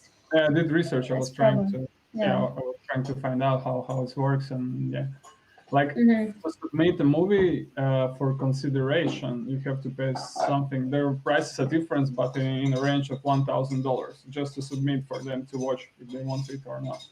Fuck. They could tell you no, of course. In most cases, they tell no because a lot of people submit there. And there, for most cases, it will be like inclusive for Netflix. Yeah, and of course, if they say something bad about Netflix, then they choose them. Yeah. And that's so shitty too, because that's how Netflix will also kind of start winning this battle, because they talk shit about all these other platforms. YouTube is bad, Facebook is bad, you know, these other ones are all bad. Don't say anything about Netflix, so people are like, oh, I'll just watch stuff on Netflix. Maybe we should make a documentary, The Netflix Dilemma. Yeah. All about how you get trapped in a Netflix dilemma. On Netflix. Yeah. It wasn't on YouTube. YouTube Red. Oh my. Yeah. But the documentary, you want to say something else? No. Okay. The documentary did do quite a good job in explaining, you know, how the social media influences your daily life. And it's probably the best one I've seen so far in terms of kind of dramatizing that and showing how, okay, it's not, you know, people kind of think that, oh, this social media, it's just a small part, it's not a big deal, you know, but actually they wake up in the morning, they check their fucking Instagram or their Facebook feed or whatever, then they eat breakfast, they check it again, they're like constantly looking at it, and this kind of, you know, and they feed you different things, different videos, different content, depending on what you like, and they shape your thoughts and your behavior. So this documentary kind of did quite a good job in explaining how your thoughts and your behavior are shaped by the content that you watch on the social media. And the problem here is that, you know, it's not relevant educational content. It's just whatever makes you stay on the social media as long as possible. Didn't you watch the Daily Best? Are you sure it's not educational? Yeah. So whatever keeps you on that platform will be what's fed to you. And regardless of what that is, you know, if it's some kind of racist, weird theories, then they're going to feed you more racist crap. And they're going to, you know, put people into whatever more and more dramatized, chaotic things, and I don't know, shitty content. In their own bubbles, and you cannot see the other bubbles. But the reason for that, of course, is because, say, Facebook, let's do something that they did not do. They did not address these kind of things. But as long as Facebook says, I'm creating a social platform, and the Instagram says, I'm creating a platform where you can put the photos on, and Twitter where you can post your thoughts. They do that, but they're not honest. They say, we create this, but we want something else in return from. We want your data, we want your attention. Some will say we want your money because they offer premium features. As long as it is this happening, this trade between the one who created the shit and you who's eating the shit, then you are going to have this imbalance of power. And of course, they will want more of your data, more of your money, more of your attention. This is something that they should have addressed in the documentary in length, because that's what creates these problems. And they think that somehow you can tame the monster. How can you tame the monster when the monster is incentivized to do these kinds of things? There is no way. You want to what? Tame Facebook? Like, let me give you one simple example. You want to tame Facebook or Apple on this and so forth? Okay, there is one law that is in all tribes. It's called a tax. People get taxed and companies get taxed, right? And pretty much all have to pay the same, or depends. Sometimes companies have to pay this amount. Well, guess what? How much does Facebook pay, or Apple or Google or Microsoft in the US? Almost zero taxes, because they have all kinds of other subsidiary companies or organizations, whatever, that run through other tribes to avoid US taxes. So if they can avoid taxes so brilliantly, do you think they cannot avoid this if US puts a law there saying, okay, if you collect data about people, you should be responsible, you should pay. Some had this idea of like, you pay by the stream. The more data you collect, the more you pay. Almost paying by the kilo. You know, you collect a kilogram of data, you pay that much. You collect 100 kilograms, you pay more, right? It's so easy for them to avoid these things to all kinds of other tribes. So I do not think any law is going to work against these companies. And some may ask, okay, what's the solution? The solution is to forget about these fucking platforms. If you want to create a platform that's sane, you can look at Wikipedia that's saner, or Mastodon that's saner, in the sense that, you know, is not incentivizing people as these other platforms incentivize. Or PeerTube, it's a really great example. Or other such platforms relying on donations. You know, when they make a tool, if they make a shit for you to eat, it's a shit. You know, you don't just like, oh, it wasn't a shit. You know, oh, I got scammed. It was chocolate. You fucker. You know, next time tell me. I think it's the other way around in our society. They're like, I made some chocolate for you, I made chocolate, and you taste it and it's shit. It's like, oh my god, yet again. You know, another time. So that's what they should have said, you know, because I'm bothered. Like, even this guy who's quite popular in this environment of theirs is this technologist guy, and he, the father of VR, kind of, has even longer dreads than Dima, and he's saying something like, "Oh, look at Wikipedia. Imagine if Wikipedia had a business model where every time you visit the page on Wikipedia, say about microbes or whatever, it gives you a customized one, a different one from other users." Just to keep you there. Wouldn't that be bad? Of course it would be bad. But why is Wikipedia not like that? And they don't look at these fucking things. It is because they rely on donations, and they don't make any money or anything out of that. They don't collect people's data for their own gain, right? So they should have looked at that specifically and say, look, the problem is that these companies want something from the users. As long as they want that, nothing will stop them. So that kind of pissed me off to see that they just go around and around in circles and nothing saying about these fucking things. No? And it's so interesting that this idea with trade that we vocalized to TROM for the past 2-3 years applies so greatly here. It makes so much sense, because you can ask a very simple question. What am I trading? Okay, this is Facebook. Wait, what am I trading? And as long as they want something from you, you will see that they behave very shitty, you know. And it's a long stream of shittiness that they will leave behind. Very smelly, it's very visual. But people will put up with this because there is no way for them to stop. You know, they will continuously shit this bullshit. So, what's the solution here? To understand the problem all the time. Don't understand the problem, guess what you do? You try to regulate them. It's almost like want to masturbate them or something. They just do it, you won't stop, you know. Yeah, so it's very frustrating. Yeah, and we'll see this get worse and worse. And, you know, it's quite disappointing actually for these people to do such a great job of representing, the problems that are caused by this so-called business model. And to even almost step in and almost start questioning the system, like Tristan, or how do you say, Harris was beginning to question basically like, oh, so long as we have these kind of business model where profit is the bottom line and profit is the most important thing, then we won't be able to make a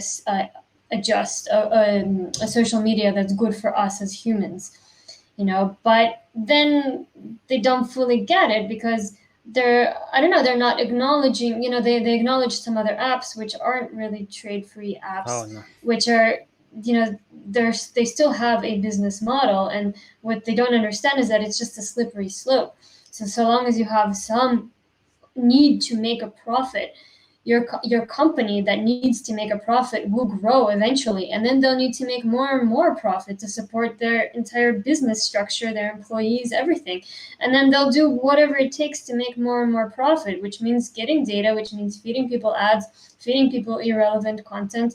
It's not going to stop in this nice way. It's the same thing as saying that we need to put nice politicians in place. It's not the politicians that are the problem, it's the entire structure of the society and how decisions are made. Solely for the purpose of making profit, not to better people's lives. This leads this entire story that we're talking about here. This leads to this idiocracy state, because whatever people see and hear and all of that, it's pushed by a machine who only wants attention, and your data, wants something from you, wants a trade. They are trade-based, So as long as that's the case, that's what you're going to see. It doesn't matter if it's data collection or it's ads or it's premium subscriptions or features, because these other guys somehow wanted to argue that, the business model is the fault. This business model of collecting data to get something, to make money out of collecting data or ads. So these companies should move towards a business model that's more like paying people, should buy stuff through them or stuff like that. It's the same shit. There are so many apps out there and services who provide you just premium features. You want to send a bigger video, you need to buy here. You want to spend more time, like Zoom, I think, this alternative to this Jitsi Meet, this paid for alternative, they say, it's free up to 40 minutes. You want to talk more than 40 minutes, you have to pay. And what do you think happens? It incentivizes these companies to care more about those paying clients. Because imagine you have a service, right? And you make a calculator, whatever, and whoever pays you more, you give them better features. And now you have to pay your rent, right? So don't you want to put more juicy features there just for your premium subscribers, so you can pay the rent regardless if they are really useful or not? Of course you want to do that. I think our entire society is based on that, creating shit that is unnecessary, just for the sake of getting other unnecessary things in return. Kind of that's what it is. Yeah, and then they'll also figure out that, it's not just making better features for those paid clients. We can also make more money by collecting data. By serving special ads and I think people I've said this so many times, but people have no idea how important today is to understand this data collection and attention economy, and to put it in this context of trade. You really have to. It doesn't work anymore like back in the days when you were talking about, scarcity creates problems because look at these diamond companies burning diamonds and stuff. These are all notions. I understand they are true, but they're all notions. Today you have a different kind of diamond company that is every fucking where, influencing you in every regards. So whatever you will do now, we've seen nothing, but whatever you'll do in the near future, will be collected and manipulated by big companies for their own profit. From toys, kids' toys that will just be dumb toys just to collect data to see what else can sell more to kids, to your bed, to your fucking TV, to your room, to your door, to your car, to your wife. I don't know how that is, but a robot wife in the future or whatever. I was imagining this, imagine the future robots that are your partners, sexual partners or whatever, and they are by Amazon or whatever, and then you go for They're all Bezos. Yeah, I got the Bezos model. the Bezos look, this bold, but imagine you go for like a date with them. This would be is going to be in the future. I don't doubt that. I think it's, And then they collect all the data from your date. not only I mean, that, they but probably already do that just from your phone being there. But oh yeah. yeah, but you go on a date and then this girl or boy robot, they know how to talk to you into like an Amazon gift card and this and that, and then manipulate your thoughts. They manipulate your thoughts and like, hey, yes, and I would really wish this Amazon card. I saw this dress and like it's the same today, only that you don't have the visuals, of a robot lady, of a robot man, right? But it's the same. It's the same. Yeah, because It's like- every person is turned into this robot by I what think they're fed. it was this funny thing. I was curious, so Amazon. Okay, I use Amazon sometimes to order shit. I order shit and I return it back just because I just borrow it. Fuck them. I don't have money to keep them for myself. And I don't know how the fuck, but I came across this fucking sex toys that are really weird.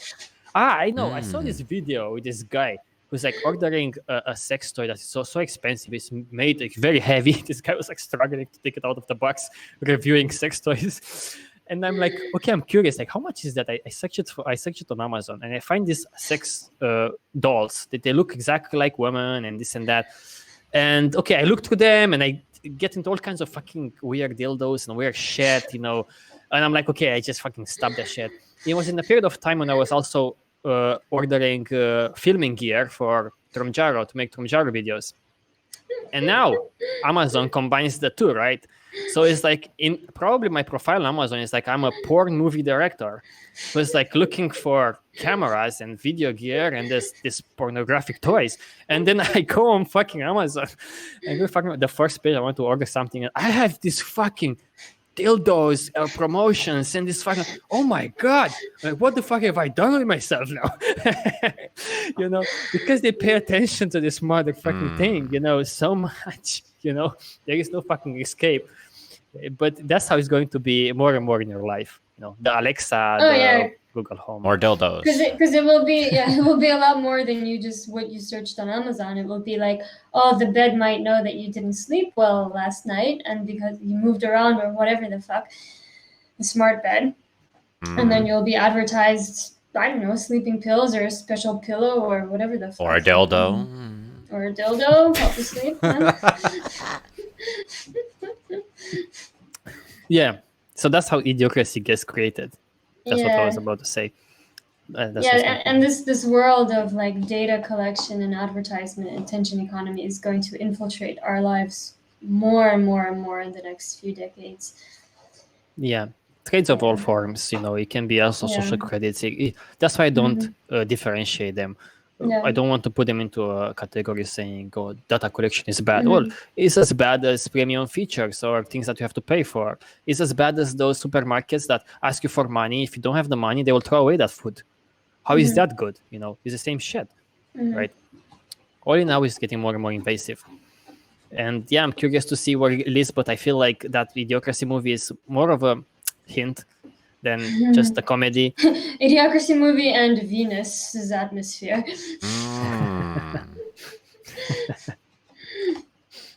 Yeah, I was thinking, Sasha was saying this, that this is just a tangent here, but with this Venus discovery, probably there will be more and more Venus projects by NASA and Alex. And I think the Venus project that we know about with Jack Fresco, I think just like get buried into the searches, more and more. By the actual Venus project. They chose a really bad name for the Venus project. I'm sorry, but it's just not that good of a name. Because it's another way that these people, if you didn't know, manipulate searches. Here's what they do. Say COVID. People search for COVID, okay? If you want to confuse people about COVID, this is what you do to confuse Google, because you have to confuse Google. People get information from Google. You make hundreds, if not thousands of articles on hundreds, if not thousands of websites that talk about COVID and 5G, for example. Just bullshit, just random. I know people who work in this kind of SEO or whatever, optimization for websites. That's all they do, So now you make this website, you put them online, Google indexes them, and Google looks at the amount of links in between websites and so forth. And in a few months, it starts to associate COVID with 5G, right? So in this way, you manipulate Google. And that's just one example, but you can do it with, for advertising purposes and so forth. I saw this really brilliant example. This is such a fucking stupid one, but this phone case, the cases for phones, right? These plasticky ones that are very stupid, not useful at all. This company, this is what they did. They put their cases on Amazon. And you know that you can print stuff on their cases, like, I don't know, with Iron Man, with whatever, COVID. And they put them there, and then they take keywords from whatever is popular in the world, and they make so many listings on Amazon saying, "Oh, COVID-19 phone case, right? Whatever is popular." I don't even know what to say, but like limonada, phone case. So many of them, they don't have them like this, but you can order them because it's very easy for them to like print on the fucking shit. But that's what they did, So now when you search for whatever phone case is that company, or this bunch of companies who sell phone cases with whatever you want, an ass cheek, whatever phone case. That's what you want. That's what they do, So you find them. There are so many ways, for these charlatans. Yeah. So yeah, Cody, say something. Hey, man, I don't want to live on What this do you planet think about? anymore. You don't like it? I'll go over to Venus and start making some phosphine. Maybe there are others there. Yeah, I think they're the smart ones. Take me with We you, bother Musk. them now. They discovered us. Oh my god. Do you use social networks, Cody? Not how they want me to. How's that? Not enough, and yeah.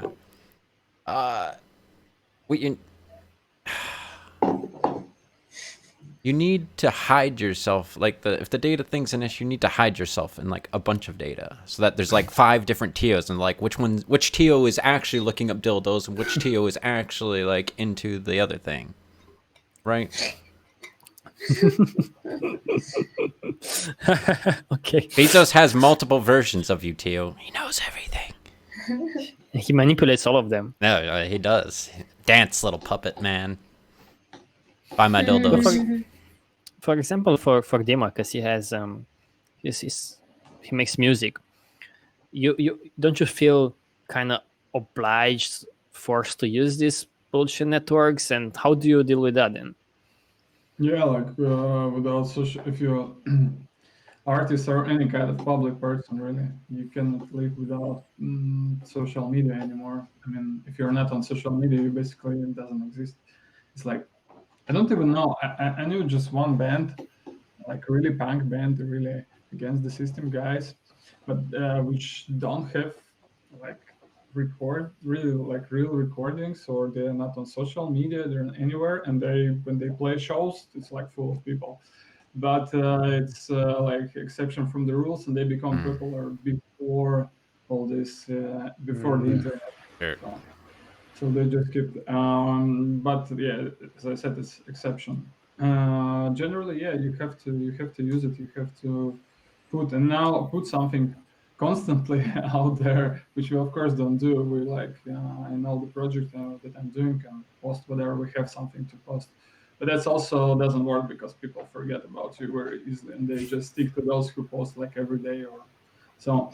And right now it's very challenging for the bands. Let's say since COVID, no one have live shows, and if you're a band and you have social media, let's say Facebook page, it's more or less about live shows. You go in there, or like interviews, or maybe tours and festivals and so on. And right now there's like nothing to post, and most of the bands they just sell their merch, and it's so like becomes so funny that bands basically converse into the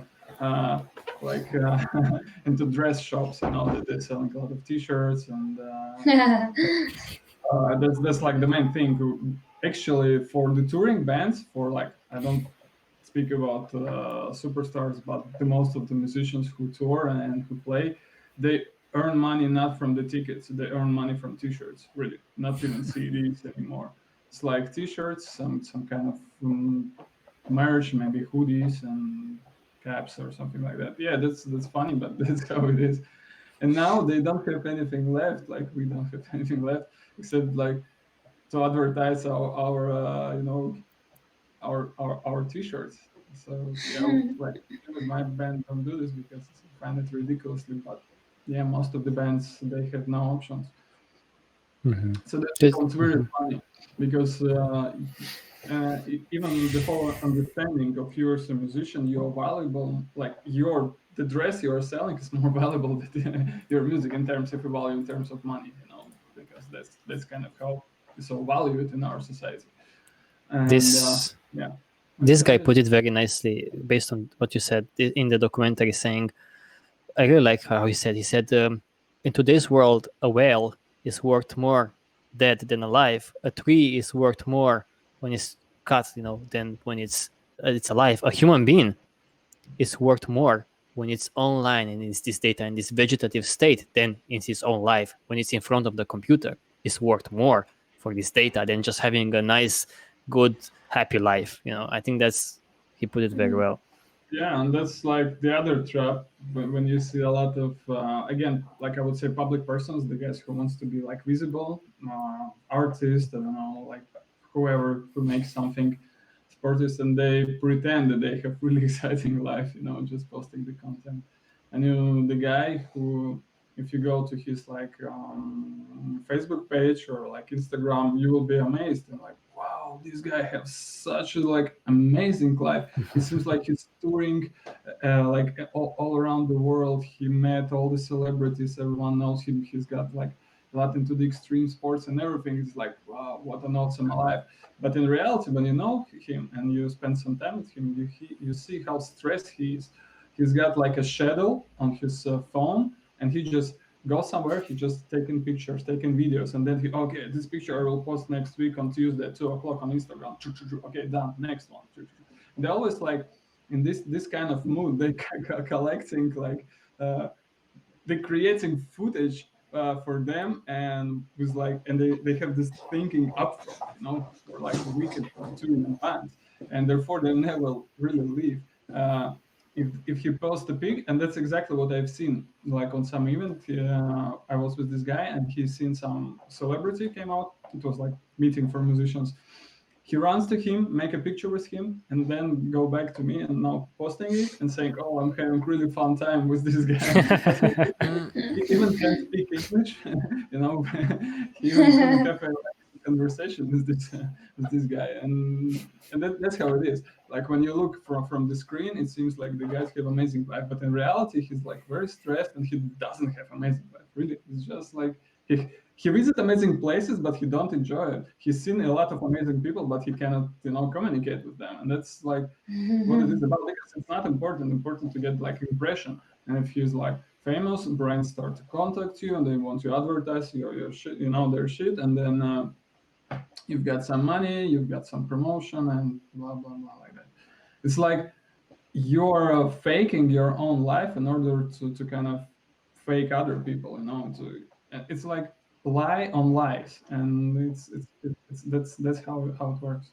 Yeah, and it creates this like horrible, just like fake vision of reality, and it destroys your own life because because now with social media, with the way it is now, for Instagram, for example, you can't just post the artwork that you're doing or whatever the hell you're doing, whether it's photos or videos or music or whatever.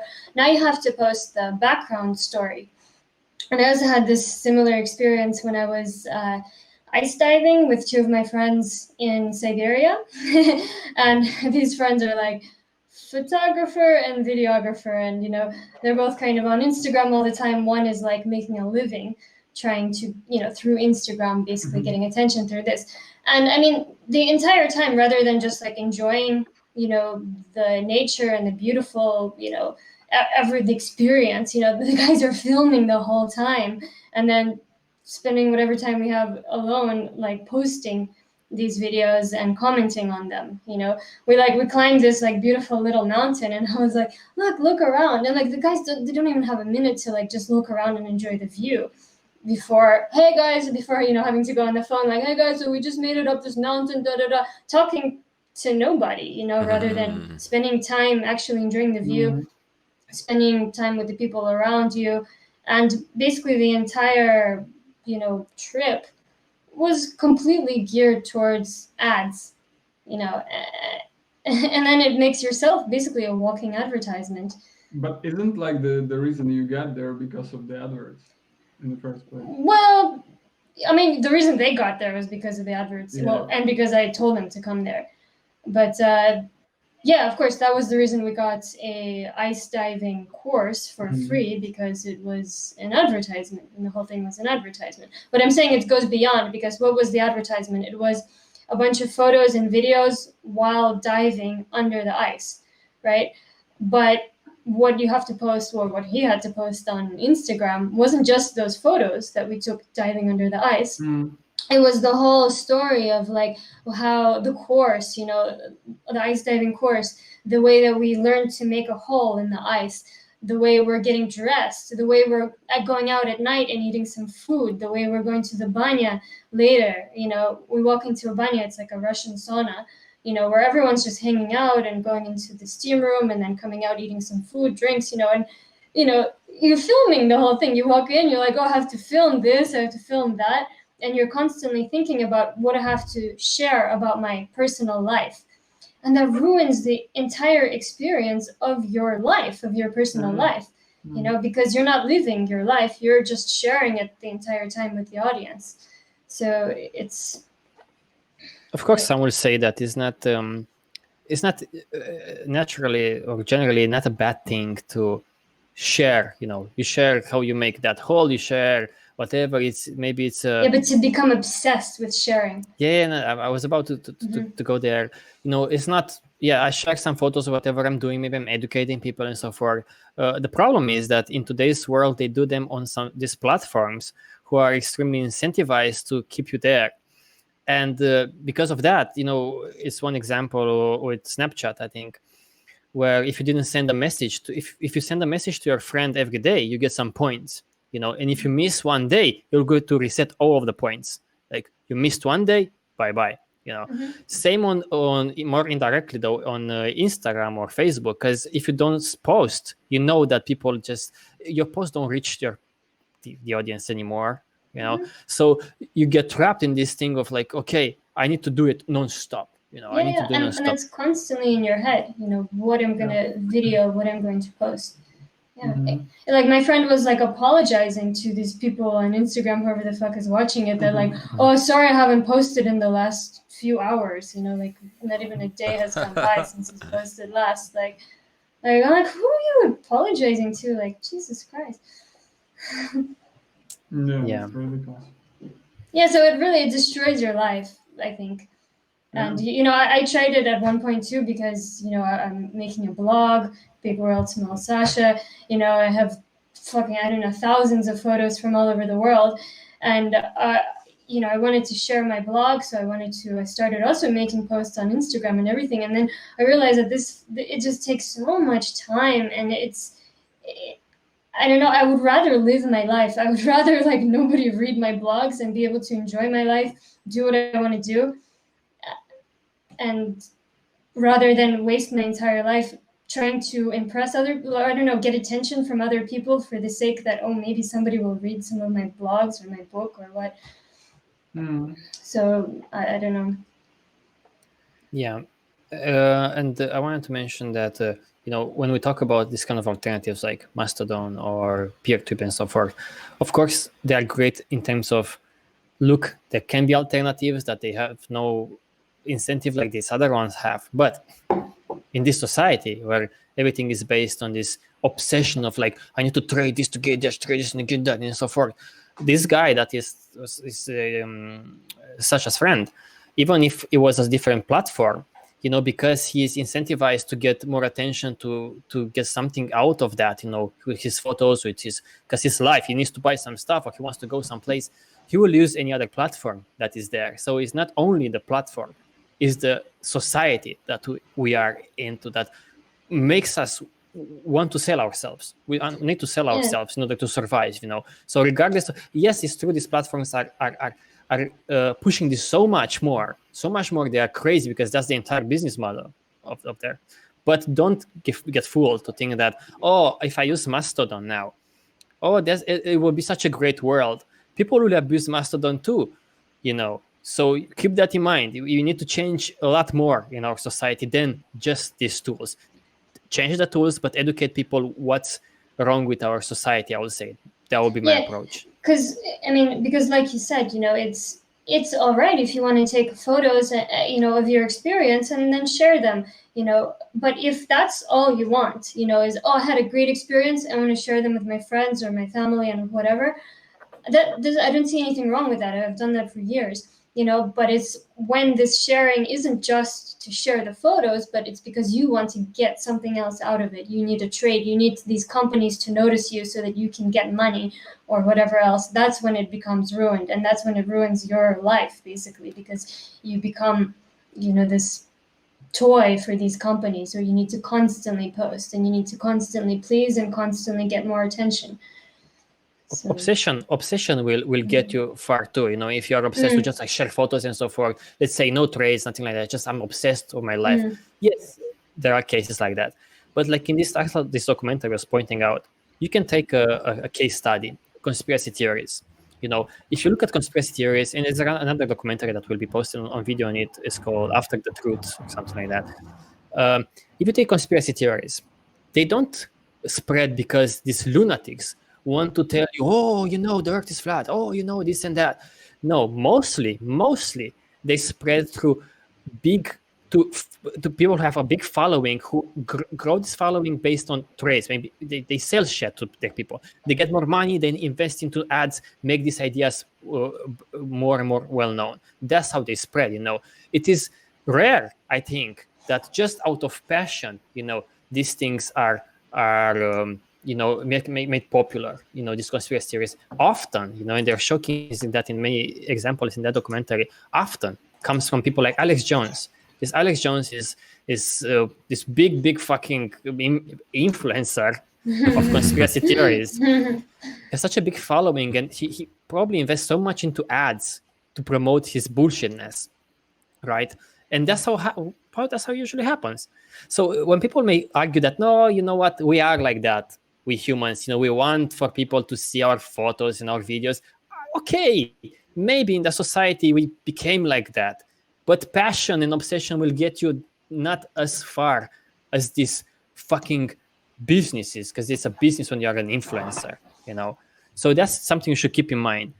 Bullshit that spreads mostly because on these platforms you can get something in return, like money, influence, and so forth. You can invest again and become even more popular. And it's like this snowball effect will get you bigger and bigger and bigger and bigger, to the point where you have such a huge, massive influence that these other little crazy people with their little ideas there out of passion, they won't even matter anymore. So I think that's very relevant here, So, yeah. And I mean, look at the biggest influencers of opinions. What do you think is the biggest influence of opinions? Politics now, through social networks. These people invest massive amounts of money to manipulate. And this guy is saying this very interesting thing in a documentary that we watched recently, saying, look, because everybody accuses Russia of, Russia, they hacked Facebook to mess up with the elections in US. It's like, okay, calm down, people. Russians didn't hack Facebook. Russia just used Facebook, If that's the case, Russia used Facebook, not fucking hacked Facebook. They just used, that's how it works. People think that we have democracies. Where do we have democracies? What do you mean by that? Everybody's trying to influence everybody else. Politicians. Look, didn't Trump in the last campaign, as far as I remember from a documentary, invested $80 million into Facebook ads? $80 million fucking dollars. They created a fucking office for him. For Facebook, that was an office dedicated for Trump campaign. Where the fuck is the democracy? Yeah, of course. It's a joke. It's a joke. That's why it's always been like that. Yeah. Idiocracy. Idiocracy. Mhm. Idiots. Yeah, and it's just gonna get dumber. That's my. I think so. I think so. What do you think, Cody, is one of them? What are some of the dumbest things that you've seen, like people trending, people doing in mass today? It's hard to choose, I know, but some of the dumbest fucking things. Well, I see. I'm trying to repress those memories, Tio. So you're like reactivating trauma here, kind of thing, with my brain. Like the dumbest thing, like the Harlem Shake actually comes to mind. I remember when that thing fucking dropped, and then it turned out to be like a fucking advertising wet dream thing. Like it was actually Was advertised? Yeah, it was. I didn't know. Yeah, it was like Jimmy know. Kimmel or one of the Jimmys or something. It was all part of, some shit like that. So it was Jimmy, one of the late night hosts or whatever. It's either Jimmy Kimmel or there's another Jimmy, whatever. Like late night, Yeah, I think it was started the origin story starts there kind of thing. So it was like, it was just the Harlem Shake, and then like there was a reveal, and it was like, oh, it all started here, and it was basically like a corporate meme. Bullshit. Yeah, I remember there was like interview with the guys who actually wrote the song because it was sampled from some old Indian song. Oh yeah. And those guys, they were pissed off because of that. They said, "You ashamed our music," because it was released like in the 60s or so. And then this Harlem Shake came up again.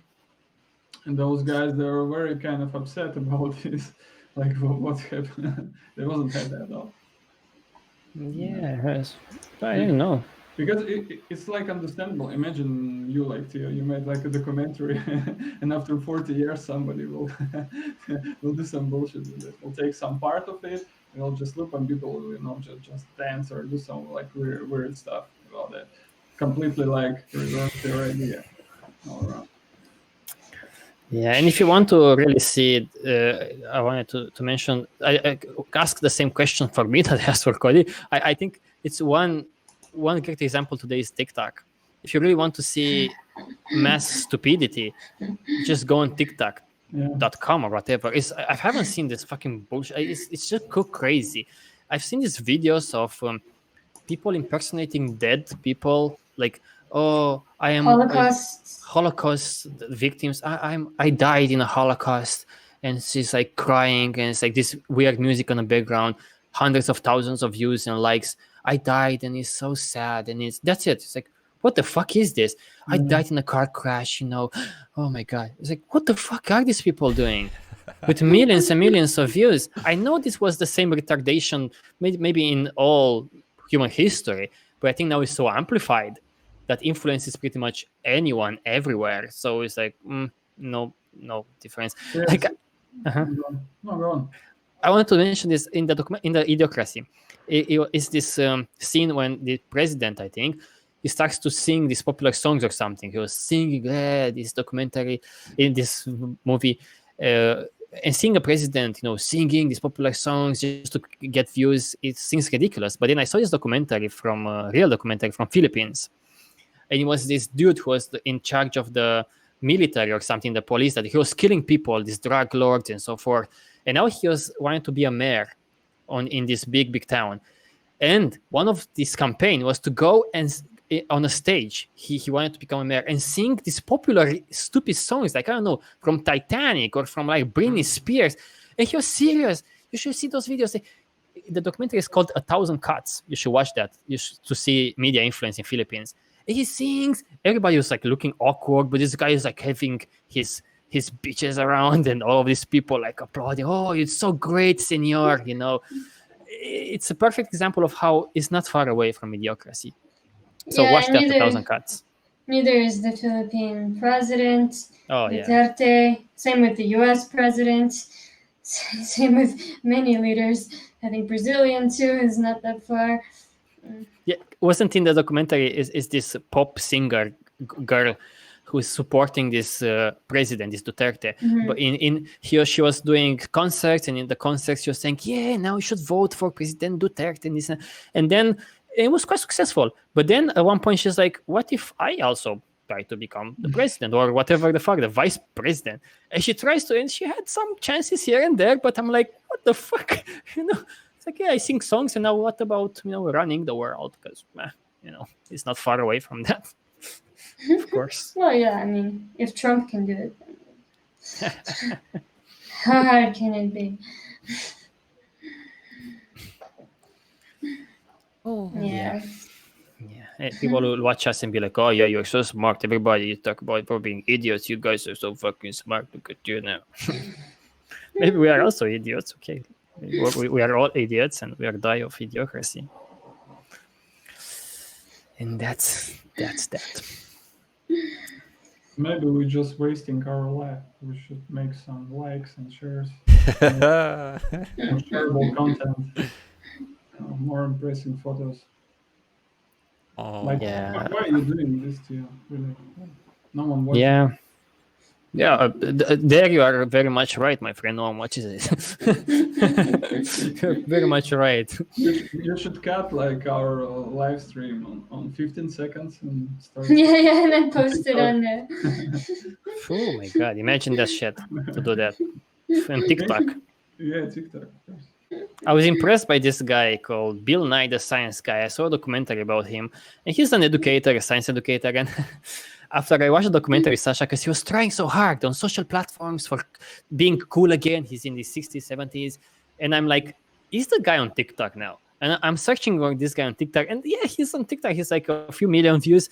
But I feel a bit bad and sorry for that. He's still trying on TikTok. Hey, science, look how this is done. Look how this is done. Like, I appreciate the fact that... the I poor appreciate guy. that, but... You see the struggle. Man. Yeah. To put like Yeah. in this little tiny screen, to put like a scientific experiment to try to explain something about science in 15 seconds, like the poor guy. But he's trying. I mean, you have to give it to him. Like that's pretty cool for trying. I mean, at least to put some little bit of relevant scientific content amidst all of this idiocracy. But I wonder what's next. Like a few years ago, when Instagram came up, it was like 1 minute of the content of the video content is possible there, and I was wondering, what you can do in 1 minute, and now it's like 15 seconds. 15 seconds, yeah. And then, Yeah, like how short can it get? yeah, like what's next? Like, Facts.com. Yeah. Just like 3 seconds. 3 Yeah, seconds right, of the yeah. concentrated material, like that's all it is. Like in the Idiocracy movie, is this scene where they go to the cinema, and at the cinema it was just a footage of a guy's ass. That's all it was. The best movie of the year, and the guy's ass just moves his cheeks, and then he farts from time to time. People, well, we're not that far away from that fucking ridiculousness. Some people might say, "Oh, you are grumpy, old, in your 30s, old farts talking about TikTok and stuff." Okay, I'll get that. I'll eat that, But maybe we are right. Maybe that it's really dumb. Is retardation of our culture is in full swing. Maybe, Yeah, I mean, I'll admit, I definitely watched a lot of really dumb shit when I was a teenager as well. Except it wasn't as invasive in my life, because I didn't have a smartphone. We didn't have these social media apps when I was a teenager, at least. You can see it on TV. You can maybe talk about it with your friends, listen to some music. But I feel like it wasn't nearly as invasive as it is today. And persuasive. Yeah, and persuasive, yeah. So Because now they know kind of what you might click. And Tristan Harris says it very nicely, actually. He said, imagine when you go online, imagine like a game of chess. Chess? That's the game of like for smart people, right? Chess. Imagine it's a game of chess between your brain and a supercomputer all the time. Cody says that you can beat it by like multiple identities. But think about, because it knows so much, and what you may click and how to get you trapped there, that it's getting better and better at this shit. And like Sasha was saying, back in the days when we were young, in the 90s and early 2000, yes, you had some time, maybe you can interact with other people and so forth. I feel like today is people are so trapped by these gadgets called phones, notifications and everything. They are constantly there, non-stop. Like you have no time before going to bed, after you wake up, in between, everywhere, So it's like no way for you to get away from this world. And it's getting more and more invasive. It's getting a lot more invasive. We ain't seen shit. I think we ain't seen shit. Yeah, no. Even Netflix, as far as I've read, made their last blockbuster movies, because they also make this kind of movies, based on the data that they collected about their users, seeing what they watched, really, what kind of movie to make, which is like a self-fulfilling idiocracy, right? Because if people are idiots, because you made them idiots, and they want idiotic content, you give them idiotic content. It's like idiots becoming more towards idiotic content, and you make more idiotic content, and it's like it's a very bad spiral. Yeah, race to the bottom. Spiral. Yeah, it's a spiral. It's all it is. So well, you know what? Bright Is this future. TROM-Cast after the last one was about predictions about the future or something? No, that wasn't the last Yeah. one, but Okay. that was the one before the last one. Yeah, Okay. it's related. It's related. That's why I wanted to make this ridiculous project just for my own, relaxation. It's the yearly best. Be like, fuck you, This is so ridiculous. I wanted to make maybe a new one. I saw this. Is this interesting kind of documentary called "An Idiot Abroad"? I watch with Sasha these days, and it's this guy who's like, doesn't care about traditions and stuff like that, and they send him to all kinds of traditions and places, and it's like, I don't care. 7 wonders of the world, just bullshit. He's like, what is that? It's just fucking pyramid. It's not fucking interesting. But anyways, he has this idea of like, they ask him, if you had one superpower, what would it be? And he's like, I want to be the bullshit man. What do you mean? I want to be the bullshit man. Whenever someone says something stupid, I want to go there and just say bullshit, just bullshit, whatever politicians say, bullshit, and then disappear, And I was thinking we should make maybe a series of videos and that's what we say. We post a video like Mark Zuckerberg saying, I want to connect people to create this messenger for like, and you interrupt the video. It's like bullshit. That's it. It's just bullshit. Maybe people just react to these little things that make little sense. Just do them like this. They don't need much information. I was even considering these days, because I want to make this Trump documentary, this long, detailed documentary. I think I'm reconsidering it after I saw Idiocracy. I think I may make a shorter one that I explain in like simple. Everything in 15 seconds. Yeah. I'll make it 10, just to be future-proof in case the platform comes along and it's like. So I'll make like a 15-second documentary, and I'll just say, "This is bullshit. This is bullshit. We are fucked," and then end. Oh my god! Wow. Open my mind. Yeah. Well. Okay, I don't know if we can just keep on just bashing or just bash this society. Take that, society. I don't know what to say. At first, I was like, maybe for this TROM-Cast, we can like prepare some like stats of like how much we spend on war and on sports and on all this stupid shit versus like educational material. And we're like, no, that doesn't work. Like in the documentary, it's like the reason and logic doesn't work. Just the documentary in the movie. Emotion. Just tell them the flowers talk to you, and they said I like water. Okay. Exactly. That makes sense. Forget about that, like statistics and so forth. Let's just be like, this is just bullshit, and continue our lives. That could be something you post on TikTok, like just like the bullshit man. Yeah. Yeah, maybe I'll make this one for TikTok, the bullshit man, and I dress nice. I make a costume and it's just a bullshit. You just want people's data, and that's it. They call us the video. Bullshit. If someone wants to do it. Play the game. Okay. So go and watch that Social Dilemma, but remember that they don't go too far into that. And stay tuned for our 31st December release launch of the compilation CD into the atmosphere. And I'm looking forward to see the 2020 compilation. Who knows what it will be? So keep an eye on that. Might be some surprises this year. Right. And visit tromjaro.com for real trade-free alternatives that they don't mention in the social dilemma, which is very disappointing that they didn't mention any alternatives that actually exist out there and are quite good. Yeah, if you want to clean your online life, you can clean that a bunch, just for yourself. We don't use these bullshit things most of the time. We don't. So yes, we have to. we have to. Like, we stream on YouTube. I'm sorry for that. I'll cut you. Whatever. It's Cody's fault. He uses Windows and streams on YouTube. He called me out. Oh. Bullshit.